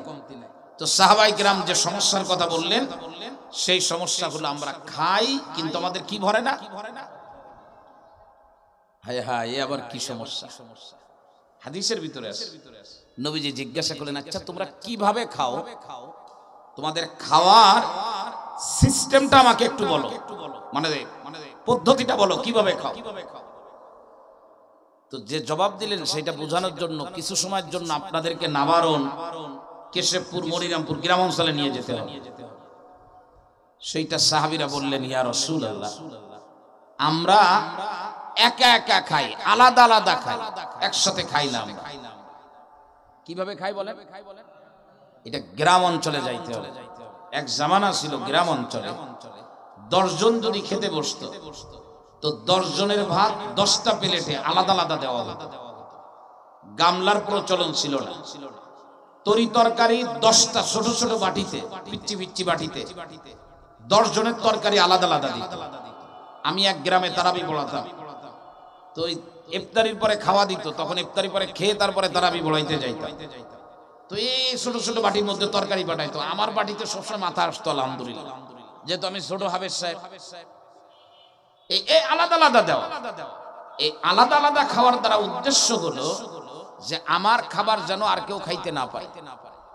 পৃথিবীতে এই জামানাতেও এমন মানুষ পাবেন যারা খাওয়ার সময় দরজা বন্ধ করে খায়, যাতে ভিক্ষুক না আসে। খাইতে বসছে এই সময় যদি মুয়াজ্জিন যে কলিং বেল চাপ দেয়, বিবিরে বলে, বলো যে ওর বাপ বাড়ি নাই। খোকার বাপ কোথায় নাই? কারণ কলিং বেল দিছে, দরজা খুললে আবার মুয়াজ্জিন সাহেবের খাওয়ানো লাগে কিনা, দরজা বন্ধ করে দেয়। গাছের ফল বাড়ে অবর বেলায়, যাতে আশপাশের কোনো ছোট বাচ্চারা দেখতে না পায়। ও ভাই, আপনি এটে ধরে নিজে মজা করে খাবেন, আমার আল্লাহ আপনাকে বুলাক মেরে দিয়ে রেখে দিবে। বুঝাইতে পারি নাই মনে হয়। নবীজি সমস্যা ধরে ফেলেছে। নবীজি বললেন, তোমাদের যে সমস্যা, এই সমস্যার সমাধানে আমার তরিকা তোমাদের অ্যাপ্লাই করা লাগবে। কি তরিকা? শিখায় দিলেন, খাবার আলাদা আলাদা খাওয়া যাবে না, এই যেতে মাই ভাবে খেতে হবে। খাবারে সবাই এক হও। তো দাওয়াত ও তাবলীগের মেহনতে বড় বড় খানসায় যেমন 4 জন 5 জন করে বসে, এশার নামাজের আগে মুজাকারা হয়, এশার নামাজের পরে খাওয়ার আগে ওদিকে খাবার রেডি হয়, এদিকে মুজাকারা হয়। এক সাথীরে জিজ্ঞাসা করছে, আপনি বলেন খাবারের ভিতরে আদব কি কি? তো সাথী সব বলছে, কিন্তু নিজে কম খায় অন্যরে বেশি খাওয়ায় এটা বলে নাই। আমি সাহেব বলতেছে, এটা বলেন। এটা আমার দ্বারা সম্ভব না, এটা আমার দ্বারা সম্ভব না। কিন্তু যত সময় পর্যন্ত, খেয়াল করেন আমার দিকে, আমি হাসি খুশি মানুষ, হাসি খুশি বলি, যত সময় পর্যন্ত আপনি অন্যরে খাওয়াইতে না চাবেন, যত সময় পর্যন্ত আপনি অন্যের শান্তির কথা চিন্তা না করবেন, যত সময় পর্যন্ত আপনি অন্যকে দেওয়ার চিন্তা না করবেন, আল্লাহর কাছ থেকে আপনি আপনার চাহিদা মতো কোনো জিনিস পাবেন না। লিখে রাখেন, লিখে রাখেন, স্বাক্ষর করে দিই, লেমিনেটিং করেন, টাঙায় রাখেন, চ্যালেঞ্জে আসেন। আপনি যখন কাউকে দিবেন না, তো আমার আল্লাহও আপনাকে দিবেন। বুঝাইতে পারি নাই মনে হয়? নবীজি বললেন একসঙ্গে খাবা, আবার এও বলে দিলেন একসঙ্গে খাবা। যারা সঙ্গে থাকবে তাদেরকে বেশি খাওয়ানোর চেষ্টা করবা, বলে নাই তুমি বেশি খেয়ে তাদেরকে কম খাওয়াবা। সাহাবায়ে কেরাম এটা একদম হাড়ে হাড়ে নিয়েছিলেন, গলার মালা বানায় নিয়েছিলেন। এজন্য সাহাবীদের জীবনে কোনো অভাব ছিল না, সাহাবীদের জীবনে কোনো ধরনের কোনো অভাব ছিল না। সাহাবায়ে কেরাম শান্তির ভিতরে ছিলেন। কিভাবে তারা গ্রহণ করেছিলেন? শুধুমাত্র খাবারের প্লেটে না, শুধুমাত্র খাবারের প্লেটে আরেকজনকে বেশি দিবেন এইটা না, নবীর এই শিক্ষাকে তারা জীবনের সকল ক্ষেত্রে বাস্তবায়ন করেছেন। এ প্রিয় যুবক বন্ধুরা, হৃদয় নিংড়ানো কথাগুলো বলে দিয়ে যায়, জীবনে আর কোনো দিন দেখা নাও হতে পারে। সাহাবায়ে কেরাম যে সফল, দুনিয়াতে তারা সফলতা পেয়েছেন, পরকালে তারা জান্নাতে। বলে নবীর এই শিক্ষা তুমি আরেকজনকে বেশি করে দিবা, আমার আল্লাহ তোমাকে অল্পতেই তুষ্টি দিয়ে দিবেন, তোমার ভিতরে অপূর্ণতা থাকবে না, অতৃপ্তি আর থাকবে না। এজন্য আমি আপনাদের আর এক হাদিস মনে পড়ে গেল বুখারী মুসলিমের, না শোনায় পারবো না। সাহাবীর নাম হলো হযরতে আব্দুর রহমান বিন আউফ রাদিয়াল্লাহু তাআলা আনহু। নাম শুনে থাকবেন অবশ্যই, উলামায়ে কেরাম মাঝে মধ্যে জুমার নামাজে এই নামগুলা বলেন। আব্দুর রহমান বিন আউফের বাড়ি হলো মক্কাতে। নবীজি হিজরত করে মদিনায় চলে আসছেন। কাফের বেঈমানের নির্যাতনের মুখে ধনী পরিবারের একজন সদস্য আব্দুর রহমান বিন আউফ থাকতে পারেন নাই, মক্কা ছেড়ে মদিনায় চলে গেছেন। অপর বেলায় সন্ধ্যার আগে মদিনার মসজিদে নববীতে পৌঁছালেন। মসজিদে নববীতে যখন গেছে, চেহারার মধ্যে মলিনতা। আল্লাহু আকবার। নবীজি দেখে বলতেছেন, কি অবস্থা তোমার, এমন কেন? বলে, হে আল্লাহর রাসূল, পরনের কাপড় ছাড়া কিচ্ছু আনতে পারি না, ক্ষুধার্ত পেট নিয়ে ওদের নির্যাতনের মুখে মক্কা ছেড়ে চলে আসছে। প্রিয় ভাইরা রে আমার, আল্লাহর রাসূল মসজিদে নববীর মেম্বারে দাঁড়ালেন আর ঘোষণা দিলেন, ও আমার আনসারী সাহাবীরা, কে তৈয়ার আসো? তোমাদের এক ভাই আব্দুর রহমান বিন আউফ ইসলামের জন্য মাতৃভূমি মক্কা ছেড়ে মদিনায় চলে আসছে। তার খাইতে দিতে হবে, থাকতে দিতে হবে, তার আরাম আয়েশের ব্যবস্থা করতে হবে, তোমরা কে আসো? একজন দাঁড়িয়ে গেলেন, যার নাম হলো সাদ বিন রবি। হাদিসের ভিতরে আসছে, আল্লাহর রাসূল দুইজনের হাত ধরায় দিলেন আর বললেন, সাদ বিন রবি, এই আব্দুর রহমান বিন আউফকে আমি তোমার ভাই বানায় দিলাম।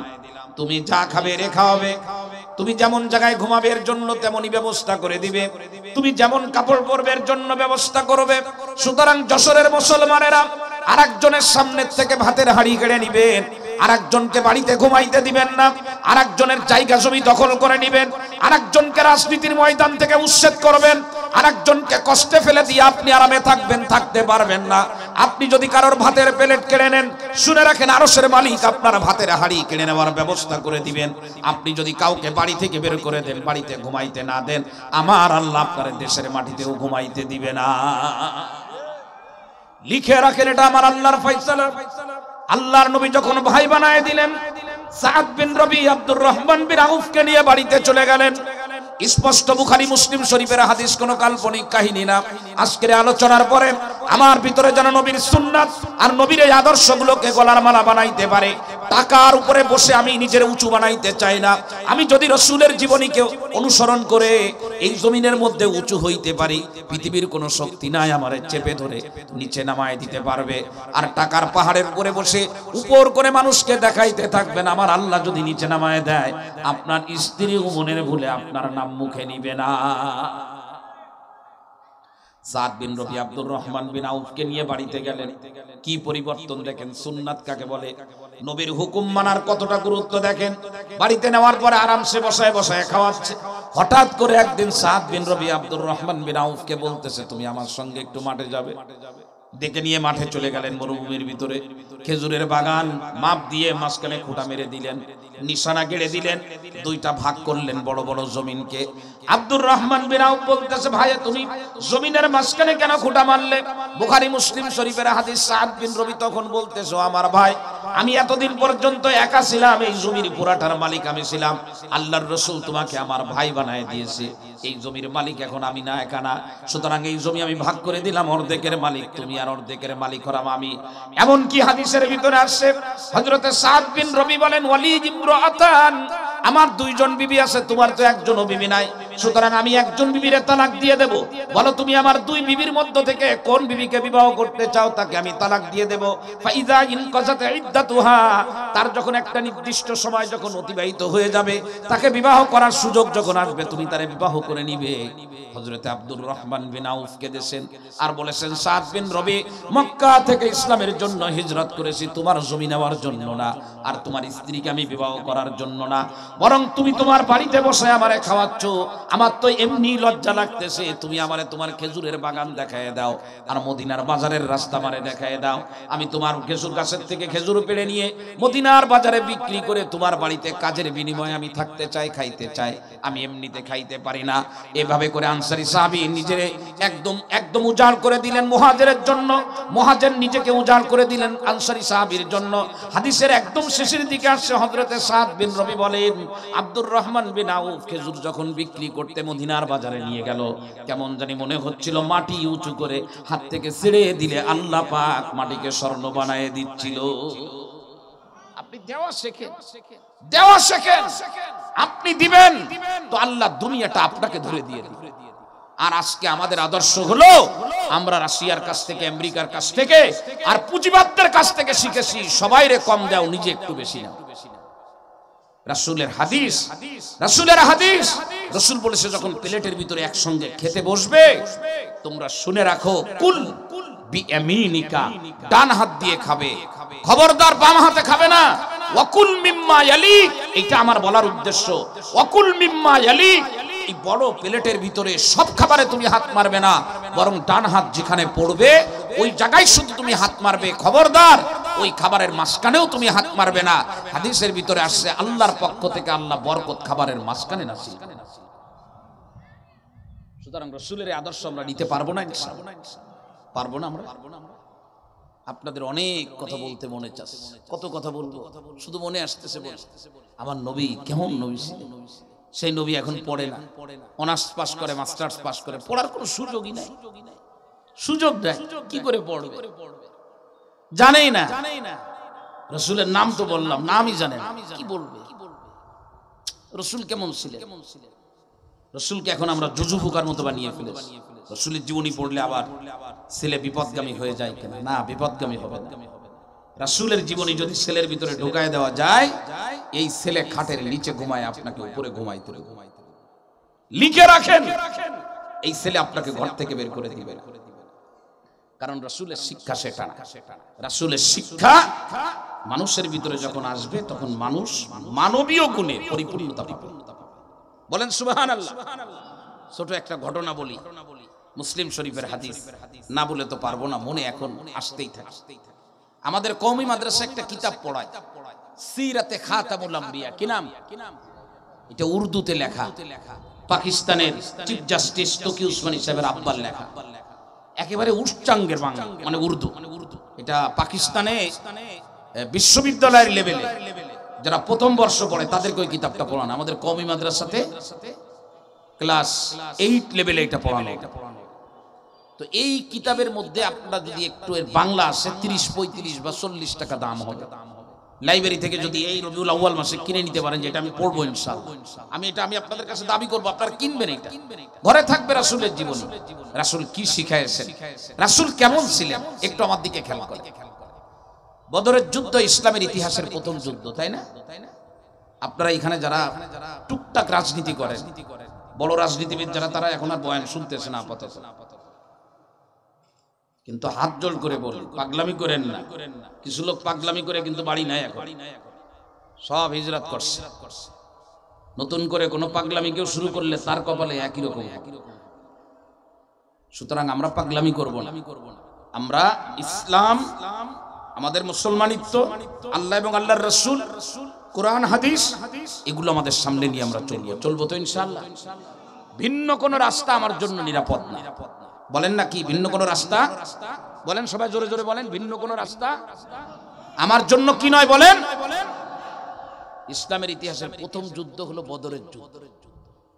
এই যুদ্ধ সম্পর্কে বিশদ বর্ণনা বুখারীর হাদিসের মধ্যে আছে, মুসলিম শরীফেও আছে, সিরাতের কিতাবে তো আছে। এই যুদ্ধের ভিতরে আমি যে জায়গাটা আপনাদের সামনে তুলে ধরতে চাই, ফোকাস দিতে চাই, এই যুদ্ধে মুসলমান মারা গেছিলেন, একটু আওয়াজ দেন, 70 জন। আটক হয়েছিল কতজন? 70 জন। বলেন একটু আওয়াজ দেন না, এগুলি মনে রাখবেন। 70 জন আটক হয়েছে। এই 70 জন আটক হওয়ার পরে এদেরকে মদিনায় আনা হলো। খেয়াল করেন আমার দিকে, এদের শরীরের ভিতরে যুদ্ধের পোশাক, যুদ্ধের পোশাক মানে যেটা সেফটি, ভারী পোশাক শরীরের মধ্যে পরা। রাসূল মসজিদে নববী মেম্বারে দাঁড়ালেন, আর সাহাবীদেরকে লক্ষ্য করে বললেন, এরা তো আমাদের হাতে আটক হয়ে গেছে, এরা আটক হয়েছে, এদের ব্যাপারে ফায়সালা হবে। কিন্তু ফায়সালার আগে এদের শরীরের ভিতরে ভারী পোশাক, এটা পরে তো আসলে স্বাভাবিকভাবে থাকা যায় না। তো রাসূল বললেন যে এদেরকে আরামের পোশাক দেওয়া দরকার। সাহাবায়ে কেরাম মনে মনে বলতেছেন, হায় রে, আসছে মারামারি করতে, আমাদের মারতে, ধরা পড়ে গেছে, এখন আবার কয় আরামের পোশাক দেওয়া লাগবে। তো রাসূল বললেন, তোমরা জামা নিয়ে আসো, যার যার দেওয়ার মতো ক্যাপাসিটি আছে, সুযোগ আছে, সব যাও, যে জামা কাপড় নিয়ে আসো। খুব মজা, এটা পড়ি আর খুব মজা পাই। আমি খুলনা আইনজীবী সমিতির সিরাত আলোচনায় গিয়েছিলাম, এগুলো আইনজীবীদের বলছে, আইনজীবীরা আমার ভাইয়েরা, আপনারা ভালো করে শোনেন, আমার রাসূল কেমন আইনজীবী ছিলেন। আপনারা তো এখন আমাদের ইসলাম অনুযায়ী বিচার করতে চান না, দেখেন বিচার কাকে বলে। এখন রাসূল বললেন জামা নিয়ে আসো, জামা নিয়ে আসো।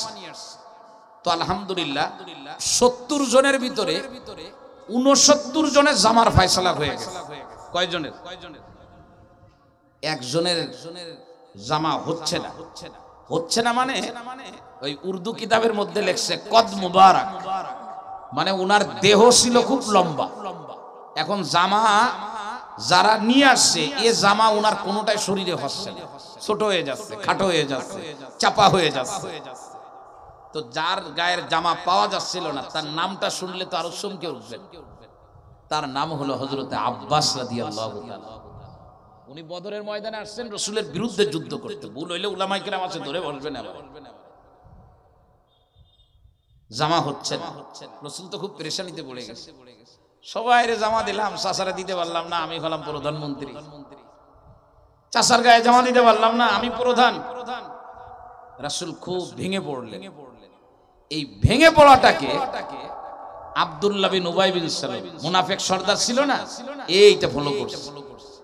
ও দেখছে যে এই মুহূর্তে যদি আমি একটা জামা দিতে পারি, তাহলে আমার যে একটু হালকা, আমার জায়গাটা যে একটু টলমাটালে আছে, এটা কি হয়ে যাবে না, শক্ত হয়ে যাবে।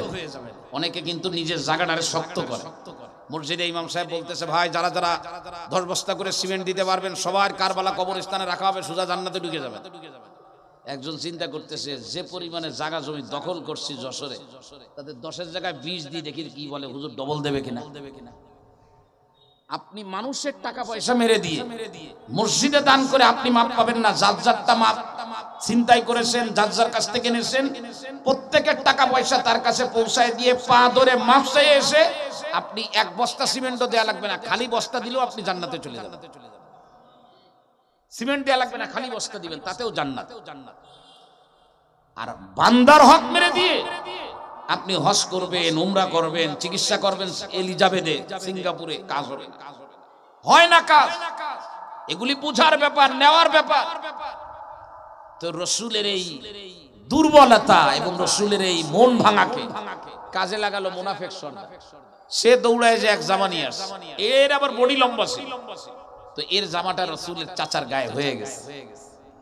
তো মুনাফিকের ব্যাপারে যখন কোরআন শরীফের আয়াতগুলো নাজিল হয়ে গেছে যে মুনাফিকের ঠিকানা কোথায়, জাহান্নামের তলদেশে, তো এই মুনাফিক মাঝে মধ্যে বলতো, আমারে জাহান্নামে দিতে পারবে না, ওই যে জামা দিছি না, কিয়ামতের ময়দানে ধরে বসবো, জামার কারণে আমারে জান্নাতে নেওয়া লাগবে। আল্লাহর রাসূল সাল্লাল্লাহু আলাইহি ওয়াসাল্লাম এটা জানছেন, অনুভব করেছেন।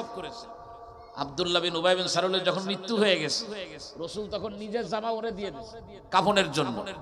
সাহাবায়ে কেরাম অনেকে বলছেন, হুজুর মুনাফিকরা আপনি জামা খুলে দিলেন, বলে যে কিয়ামতের ময়দানে কোনো দাবি করতে না পারে, চাচার জামার প্রতিশোধ দিয়ে দিল।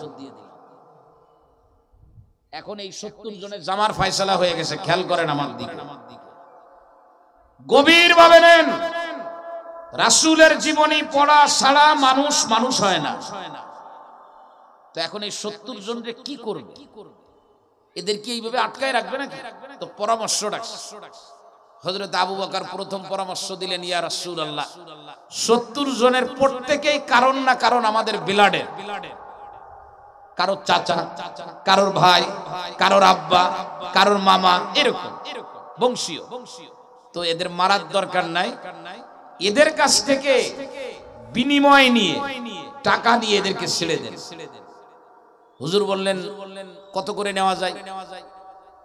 তো মাথা পিছু মনে করেন নির্ধারিত হলো 400 টাকা, ধরে নেন 400 টাকা।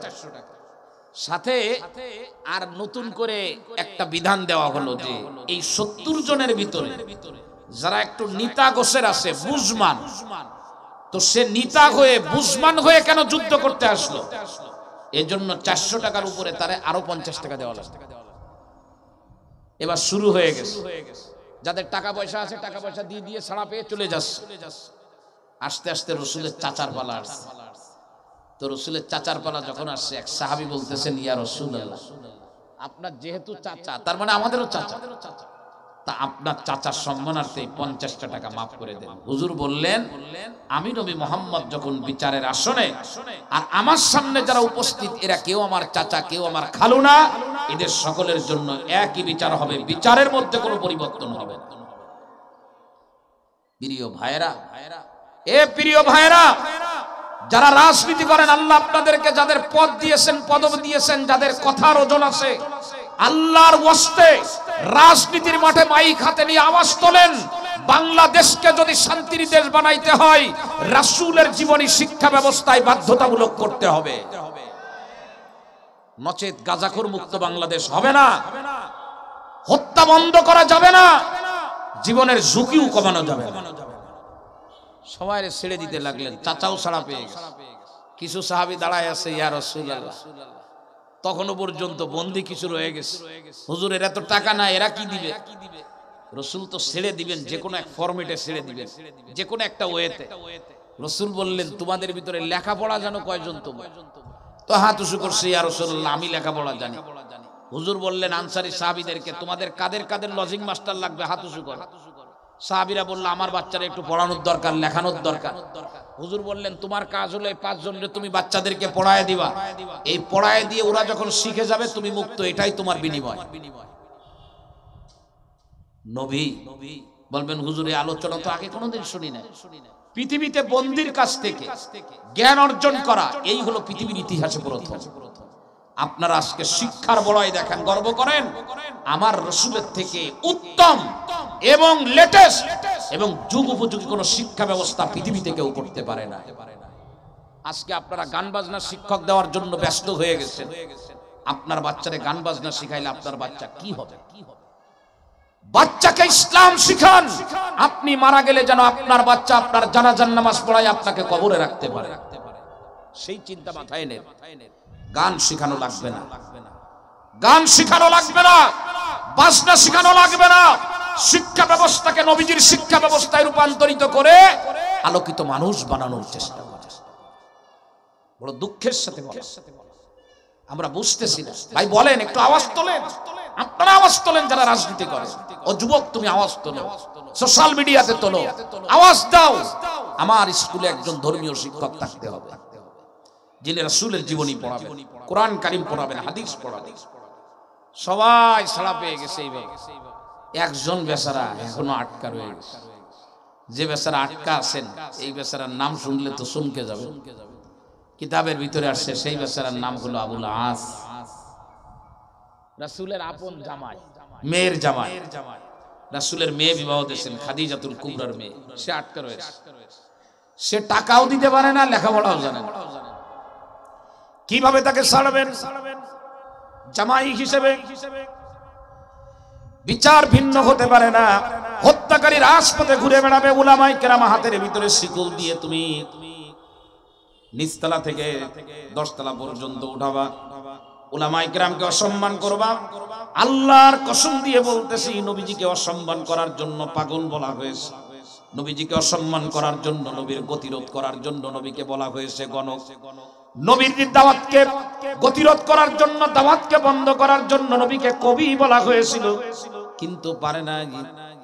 নবীজি বলেছেন, কিয়ামত পর্যন্ত উলামায়ে কেরাম যারা আমি নবী মুহাম্মাদের রেখে যাওয়া আমানত যারা সংরক্ষণ করবে, প্রচার প্রসার করবে, পৃথিবীর কোন রাজা বাদশা যদি উলামায়ে কেরাম রে ঠেকায় দিতে চায়, আল্লাহর কসম দিয়ে বলতেছে সেটা সম্ভব হবে না। আবুল আস এখনো পর্যন্ত আটকা। কিভাবে সাড়া পাবেন? কিতাবের ভিতরে আসছে, চিঠি লিখলেন, চিঠি লিখে নবীজির কাছে দিয়ে বললেন, এই চিঠি আমার পরিবারকে দেওয়া হোক, আমার পরিবার এই চিঠি পেলে আমার জন্য টাকা পাঠায় দেবে, সেই টাকার বিনিময়ে আমি সাড়া পাবো। চিঠি চলে গেল মক্কায়। নবীজির মেয়ের হাতে যখন চিঠি পৌঁছালো, জামাই লিখছে, মেয়ের হাতে চিঠি পৌঁছায় গেল। প্রিয় ভাইরা রে, আমার আদর্শ কাকে বলে? আমাদের আদর্শ আমেরিকা থেকে আনা লাগবে না, আমাদের আদর্শ পাকিস্তান থেকে আনা লাগবে না। আমাদের আদর্শ হলেন নবী মুহাম্মদুর রাসূলুল্লাহ সাল্লাল্লাহু আলাইহি ওয়াসাল্লাম। যে আদর্শ হলো তুমি কম ঘুমাও, মানুষকে বেশি ঘুমাইতে দাও, তুমি কম খাও, মানুষকে বেশি খাইতে দাও। আল্লাহর নবী বলেছেন, আল্লাহু ফি আউনিল আবদি মা কানাল আবদু ফি আউনি আখিহি। তুমি তোমার ভাইয়ের সাহায্যের জন্য নিবেদিত প্রাণ হয়ে যাও। মুসলিম শরীফের হাদিস, সলাকা বিমিথলিন। তুমি যখন তোমার ভাইয়ের জন্য কল্যাণ কামনা করবা, আল্লাহর পক্ষ থেকে ফেরেশতারা বলতে থাকে, তুমি তোমার ভাইয়ের কল্যাণ কামনা করেছো, আল্লাহ তোমারে কল্যাণ দিয়ে দিবে। আমরা তো বুঝি নাই নবীজির আদর্শ এটা। এবার ওই চিঠি চলে গেল মেয়ের হাতে। মেয়ে চিঠি পড়ার পর কোথায় অর্থ পাবেন নিজের স্বামীকে সারানোর জন্য? আল্লাহু আকবার। গলার ভিতরে স্বর্ণের চেন ছিল, এই হারটাকে খুলে ওই প্যাকেটের মধ্যে, যে প্যাকেটের মধ্যে চিঠি আসছে তার মধ্যে ঢুকালেন, আর বাহককে বললেন, এটা নিয়ে যাও, আমার স্বামীকে সারানোর জন্য এটা পৌঁছায় দাও, আমার আব্বার কাছে আমার স্বামীকে ছেড়ে দিন। প্রিয় ভাইরা, হার যখন নিয়ে আসছে, নবীজি হার হাতের ভিতরে নিয়ে তাকায় আছেন হারের দিকে, আর দুই চোখ দিয়ে অঝরে পানি পড়তেছে। সাহাবাই কিরাম প্রশ্ন করলেন, নবীজি বললেন, ও আমার সাহাবীরা শোনো, এই হার হলো সেই হার যে হার আমি আমার হাত থেকে আমার স্ত্রী খাদিজাকে আমি দিয়েছিলাম, আর খাদিজা সেই হার মেয়ের বিবাহের পরে স্মৃতি স্বরূপ মেয়েকে দিয়েছিল। আজকে স্বামীকে মুক্ত করার জন্য আমার মেয়ে গলার হারটা খুলে পৌঁছায় দেশে। ওই হার দেখে আমি আমার চোখের পানি আর বন্ধ রাখতে পারি না। প্রিয় ভাইরা রে আমার, সাহাবায়ে কেরাম এবার নবীকে ধরে বসলেন, ইয়া রাসূলুল্লাহ, এত সময় পর্যন্ত আপনার সব কথা আমরা রেখেছি, কিন্তু এই জায়গায় আপনার কাছে আমাদের দাবি, আপনি অনুমতি দিলে আমরা দাবি জানাবো। সাহাবায়ে কেরাম দাবি জানালেন। নবীজি সেই দাবিকে গ্রহণ করলেন আর বললেন, আমি এই হার আমার মেয়ের জন্য ফিরিয়ে দিলাম, এই হার আমি রাখবো না, কিন্তু আমার জামাইকে আমি মুক্ত করে দিব। কিন্তু শর্ত হলো, জামাইরে বলে দেওয়া হলো, তোমার জন্য বিনিময় হলো তুমি মক্কায় পৌঁছাবে, আমার মেয়েকে আর আটকায় রাখতে পারবে না, আমার মেয়েকে তুমি মদিনাতে পৌঁছায় দিবে। শর্ত অনুযায়ী মেয়েকে পৌঁছায় দিলেন। পরবর্তীতে আবুল আস রাদিয়াল্লাহু তাআলা আনহু আবার ব্যবসা করার জন্য হাবশায় গেলেন, আর প্রতিমধ্যে মুসলমানের হাতে ধরা পড়ে গেলেন। এবার নবীজি বললেন, এবার কি হিসাবে ছাড়বো তোমাকে? তখন তিনি বলতেছেন, ইয়া রাসূলুল্লাহ, আমাকে এবারের জন্য ছেড়ে দেন, আমি মক্কায় যাব, আর আমার কাছে যারা অর্থ সম্পদ পাবে তাদের সঙ্গে আমার লেনদেন রয়েছে, আমি তাদের লেনদেনটা সুন্দরভাবে বোঝায় দিয়ে আপনার কাছে এসে কালেমা পড়ে মুসলমান হয়ে যাব। প্রিয় যশোরবাসী, সুতরাং নবীর আদর্শ যদি বাস্তবায়ন হয়, মানুষ মরবে না, মানুষের জীবনে নিরাপত্তা আসবে। নবীর আদর্শ যদি বাস্তবায়ন হয়, এই সমাজের ভিতরে কেউ না খেয়ে থাকবে না। যদি খাবারের পরিমাণ কম হয়, সবাই তৃপ্তি সহকারে খাবে ইনশাআল্লাহ। নবী আগে খেতেন না, নবী পরে খেতেন, সাহাবায়ে কেরামকে আগে খাওয়াইতেন। সেদিন ছাত্রদেরকে পড়াইতেছিলাম সূরাতুল আহজাবের ভিতরে গজওয়ায়ে খন্দকের ঘটনা, একটু যদি আপনি নজর দেন দেখবেন আমার নবী কেমন ছিলেন। সাহাবীরা বলতেছেন, ইয়া রাসূলুল্লাহ, পরীক্ষা খনন করতে করতে ক্লান্ত হয়ে গেছি, পেটের মধ্যে প্রচন্ড ক্ষুধা, ক্ষুধার কারণে সোজা হয়ে দাঁড়াইতে পারি না, পেট গরম হয়ে গেছে, এই দেখেন পাথর বেঁধেছে। প্রিয় ভাইরা রে আমার, সাহাবীরা যখন নিজের শরীরের কাপড় উঁচু করে পাথর দেখাচ্ছিলেন, সিরাতে খাতামুল আম্বিয়া কিতাবের মধ্যেও আসে, আল্লাহর রাসূল তখন নিজের দেহের ভিতরে যে জামা ছিল ওই জামাটা নবীজি উঁচু করলেন, আর উঁচু করে সাহাবীদের বললেন, ও সাহাবীরা, তোমরা কি মনে করেছো আমি পেট ভরে খেয়েছি আর তোমরা ক্ষুধার্ত হয়েছো, তোমাদের কষ্ট দিয়েছি? বলে না, তোমরা তো ক্ষুধার কারণে পেটের ভিতরে একটা করে পাথর বেঁধেছো, আমি নবী মুহাম্মদ ক্ষুধার কারণে দুটো পাথর বেঁধেছি, তোমাদের থেকে আমার ক্ষুধার পরিমাণ বেশি। সুতরাং আমি আপনাদের হাত জোড় করে বলবো, আমার হৃদয় নিংড়ানো কাকুতি থাকবে, রাসূলের জীবনী জানার কোনো বিকল্প নাই। রাসূলের জীবনী জানতে হবে। ঠিক প্রত্যেকেই যে যে কাজ করেন নবীজির জীবনী অনুযায়ী কাজ করার জন্য চেষ্টা করবেন। নবীজির কাজের মধ্যে হলো বরকত। আমি আমার আলোচনার একদম শেষ টেনে দিব, আর আমি আলোচনা করতে পারবো না। হযরত হালিমাতুস সাদিয়া রাদিয়াল্লাহু তাআলা আনহা বর্ণনা থেকে শুরু করে নিয়ে রাসূলের মৃত্যু পর্যন্ত নবীজির সঙ্গে কিছু সময়ের জন্য যিনি থেকেছেন, নবীজিকে যিনি কাছে পেয়েছেন, নবীজির কথা শুনেছেন, এমন কাউকে পাবেন না যিনি নবীর বদনাম করেছেন, নবীর কোনো দুর্নাম করেছেন, খারাপই বলেছেন।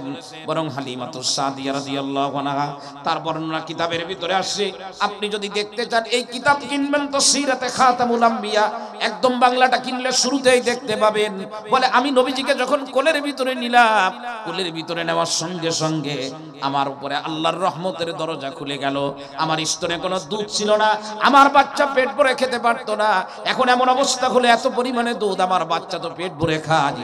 নবীজিও পেট ভরে খাওয়া শুরু করে দিলেন। আমার যানবাহন দুর্বল ছিল, আমি নবীজিকে নিয়ে যখন আমার যানবাহনের পিঠের উপরে উঠলাম, আমার দুর্বল যানবাহনটা মুহূর্তের মধ্যে সব থেকে দ্রুতগামী যানবাহনে রূপান্তরিত হলো। আমার বাড়ির প্রাণীগুলোর একটারও দুধ ঠিক মতো হতো না, কিন্তু নবীজিকে নিয়ে তায়েফের ওই বনু সাদ গোত্রে যখন আমি পৌঁছায় গেলাম, আমার প্রত্যেকটা দুধের প্রাণীর ওলানগুলো দুধে ভরে গেল। এ দুনিয়ার মুসলমানেরা, নবী আজকে নাই দুনিয়ার ভিতরে, কিন্তু হাদিস অনুযায়ী, কোরআনের আয়াত অনুযায়ী আমি আপনাদেরকে ওভার শিওর দিয়ে বলবো, নবীর আদর্শকে যদি নিজের জীবনের আদর্শ বানাইতে পারি, নবীর আদর্শকে গলার মালা যদি আমি বানাইতে পারি, নবী দুনিয়ায় নাই কিন্তু নবীর আদর্শ যেখানে থাকবে, ওই রহমত আর বরকতের দরজা এখনো পর্যন্ত খোলা। আমার আল্লাহ পাক সেখানে রহমত আর বরকত দিয়ে দিবেন। আর নবীর জীবনী যেখানে নাই, নবীর আদর্শ যেখানে নাই, নবীর সুন্নাহ যেখানে নাই, আল্লাহর কসম দিয়ে বলি, বাহ্যিকভাবে অনেক কিছু থাকতে পারে কিন্তু রহমত আর বরকত সেখানে থাকতে পারে না। আমরা চেষ্টা করব তো ইনশাআল্লাহ, চেষ্টা করব তো ইনশাআল্লাহ নবীজির সুন্নাহ, নবীজির আদর্শ, এগুলোকে আমরা নিতে হবে। নবীজি কোন হাতে খেতেন বলেন তো? বলেন, একটু আওয়াজ বলেন, আওয়াজ দেন। এখন আপনি ডান হাতে খেলে আপনাকে সোশ্যাল বলা, অসামাজিক বলা হবে, আপনাকে পিছিয়ে পড়া মানুষ বলা হবে। আপনি বাম হাতে খাইলে আপনাকে শিক্ষিত বলা হবে, যদিও এসএসসি জীবনে পাস করতে পারেন না। আপনি বাম হাতে খাবেন, জীবনে কোনোদিন পানির পিপাসা আপনার মিটবে না। আর এমন এক দিন আসবে, পিপাসায় কাতর হবেন, হাউজে কাউসারের পানি পান করার জন্য চিৎকার দিতে থাকবেন, আপনাকে পানি দেওয়া হবে না। আপনি ডান হাতে পানি পান করবেন না বাম হাতে করবেন, এই সিদ্ধান্ত আপনাকে নিতে হবে।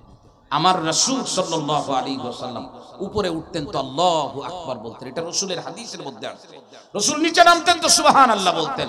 রাসূলের সবথেকে প্রিয় যে জিকির আজকে আলোচনা করেছি, সুবহানাল্লাহ আলহামদুলিল্লাহ লা ইলাহা ইল্লাল্লাহ আল্লাহু আকবার। আরে রাস্তা দিয়ে হাঁটবো তো এগুলি আমার জবানে থাকবে, কি আমাকে কি বলতেছে ওইটা আমার দেখার দরকার নেই, ওইটা দেখে কোনো লাভ নাই।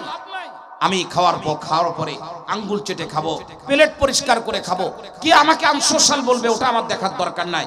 এটাই আমার নবীর সুন্নাহ, এর মধ্যেই আমার জীবনের কল্যাণ নিহিত আছে। চেষ্টা করবো তো ইনশাআল্লাহ, সবাই করবেন তো ইনশাআল্লাহ। মেয়ে বিবাহ দিব, মেয়ে বিবাহ কার মতো করে, কোন স্টাইল? রাসূল করিম সাল্লাল্লাহু আলাইহি ওয়াসাল্লাম ফাতেমা রাদিয়াল্লাহু আনহাকে ঠিক যেভাবে বিবাহ দিয়েছে, ওই ফরম্যাট উলামায়ে কিরামের কাছ থেকে নিয়ে সেটআপ দিয়ে ওইভাবেই আমি বিবাহ চাই। ছেলে বিবাহ দিব, আল্লাহর রাসূল যেভাবে সাহাবায়ে কিরামের বিবাহের ব্যবস্থা করেছেন সেভাবেই করব, জীবনে শান্তি আসবে। আজকে শান্তি নাই ভাই, শান্তি নাই, বিশ্বাস করেন শান্তি নাই। আমি শেষ করে দিচ্ছি, উঠবেন না, শান্তি নাই, কোন জায়গায় নাই শান্তি। আপনি শান্তি কোন জায়গায় আছে সে জায়গার নাম বলেন তো। ধরেন আপনি বলবেন যে সব ডাক্তাররা শান্তিতে আছে, তাই বলবেন না? ওনারা অনেক ভিজিট নিচ্ছে, 1500-2000 করে ভিজিট নেয়। আবার ওই যে কি বলে পরীক্ষা করতে দিলে অন দেওয়ার পার্সেন্টেজ পায়, বিভিন্ন রকম টাকা পাচ্ছে, ডাক্তাররা এখন রমরম। তো আমি এক ডাক্তাররে বললাম, আসসালামু আলাইকুম ভাইজান, কেমন আছে? বলতেছে হুজুর একদম খুব খারাপ অবস্থা আছে, দোয়া করেন। না আপনার কি খারাপ অবস্থা? আমি শুনছি আপনি সব থেকে ভালো আছেন।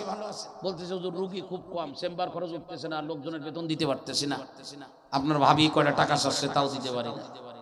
বাইরে বেরোয় দেখি এক শিল্পপতি বসা, সে আসছে ডাক্তার দেখাই, সেও পরিচিত মনে করেন, উদাহরণস্বরূপ বলতেছি। তারে বললাম আসসালামু আলাইকুম, কেমন আছে? কয় হুজুর আর বলেন না, সে ফজরের আগে সিরিয়াল দিছি, এখনো সিরিয়াল পাচ্ছি না। ডাক্তার কি বলছিল? রোগী নাই। আরে কি বলে?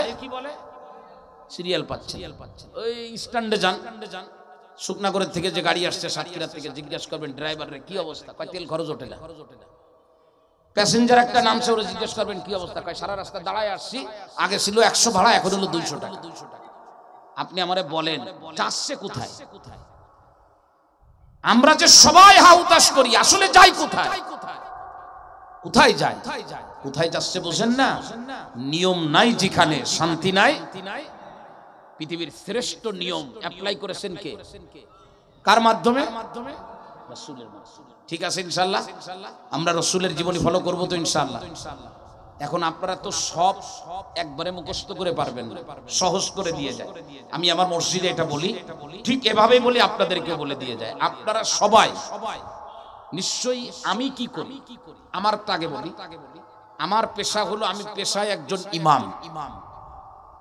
আমার পেশা, আমি একজন মুদাররিস, শিক্ষক মাদ্রাসা। আর আমার আরেকটা পেশা হলো আমি স্পিকার, আমি বক্তা, ওয়াজ করে বেড়াই। এই না আমার কাজ। তো আমি কি দেখব?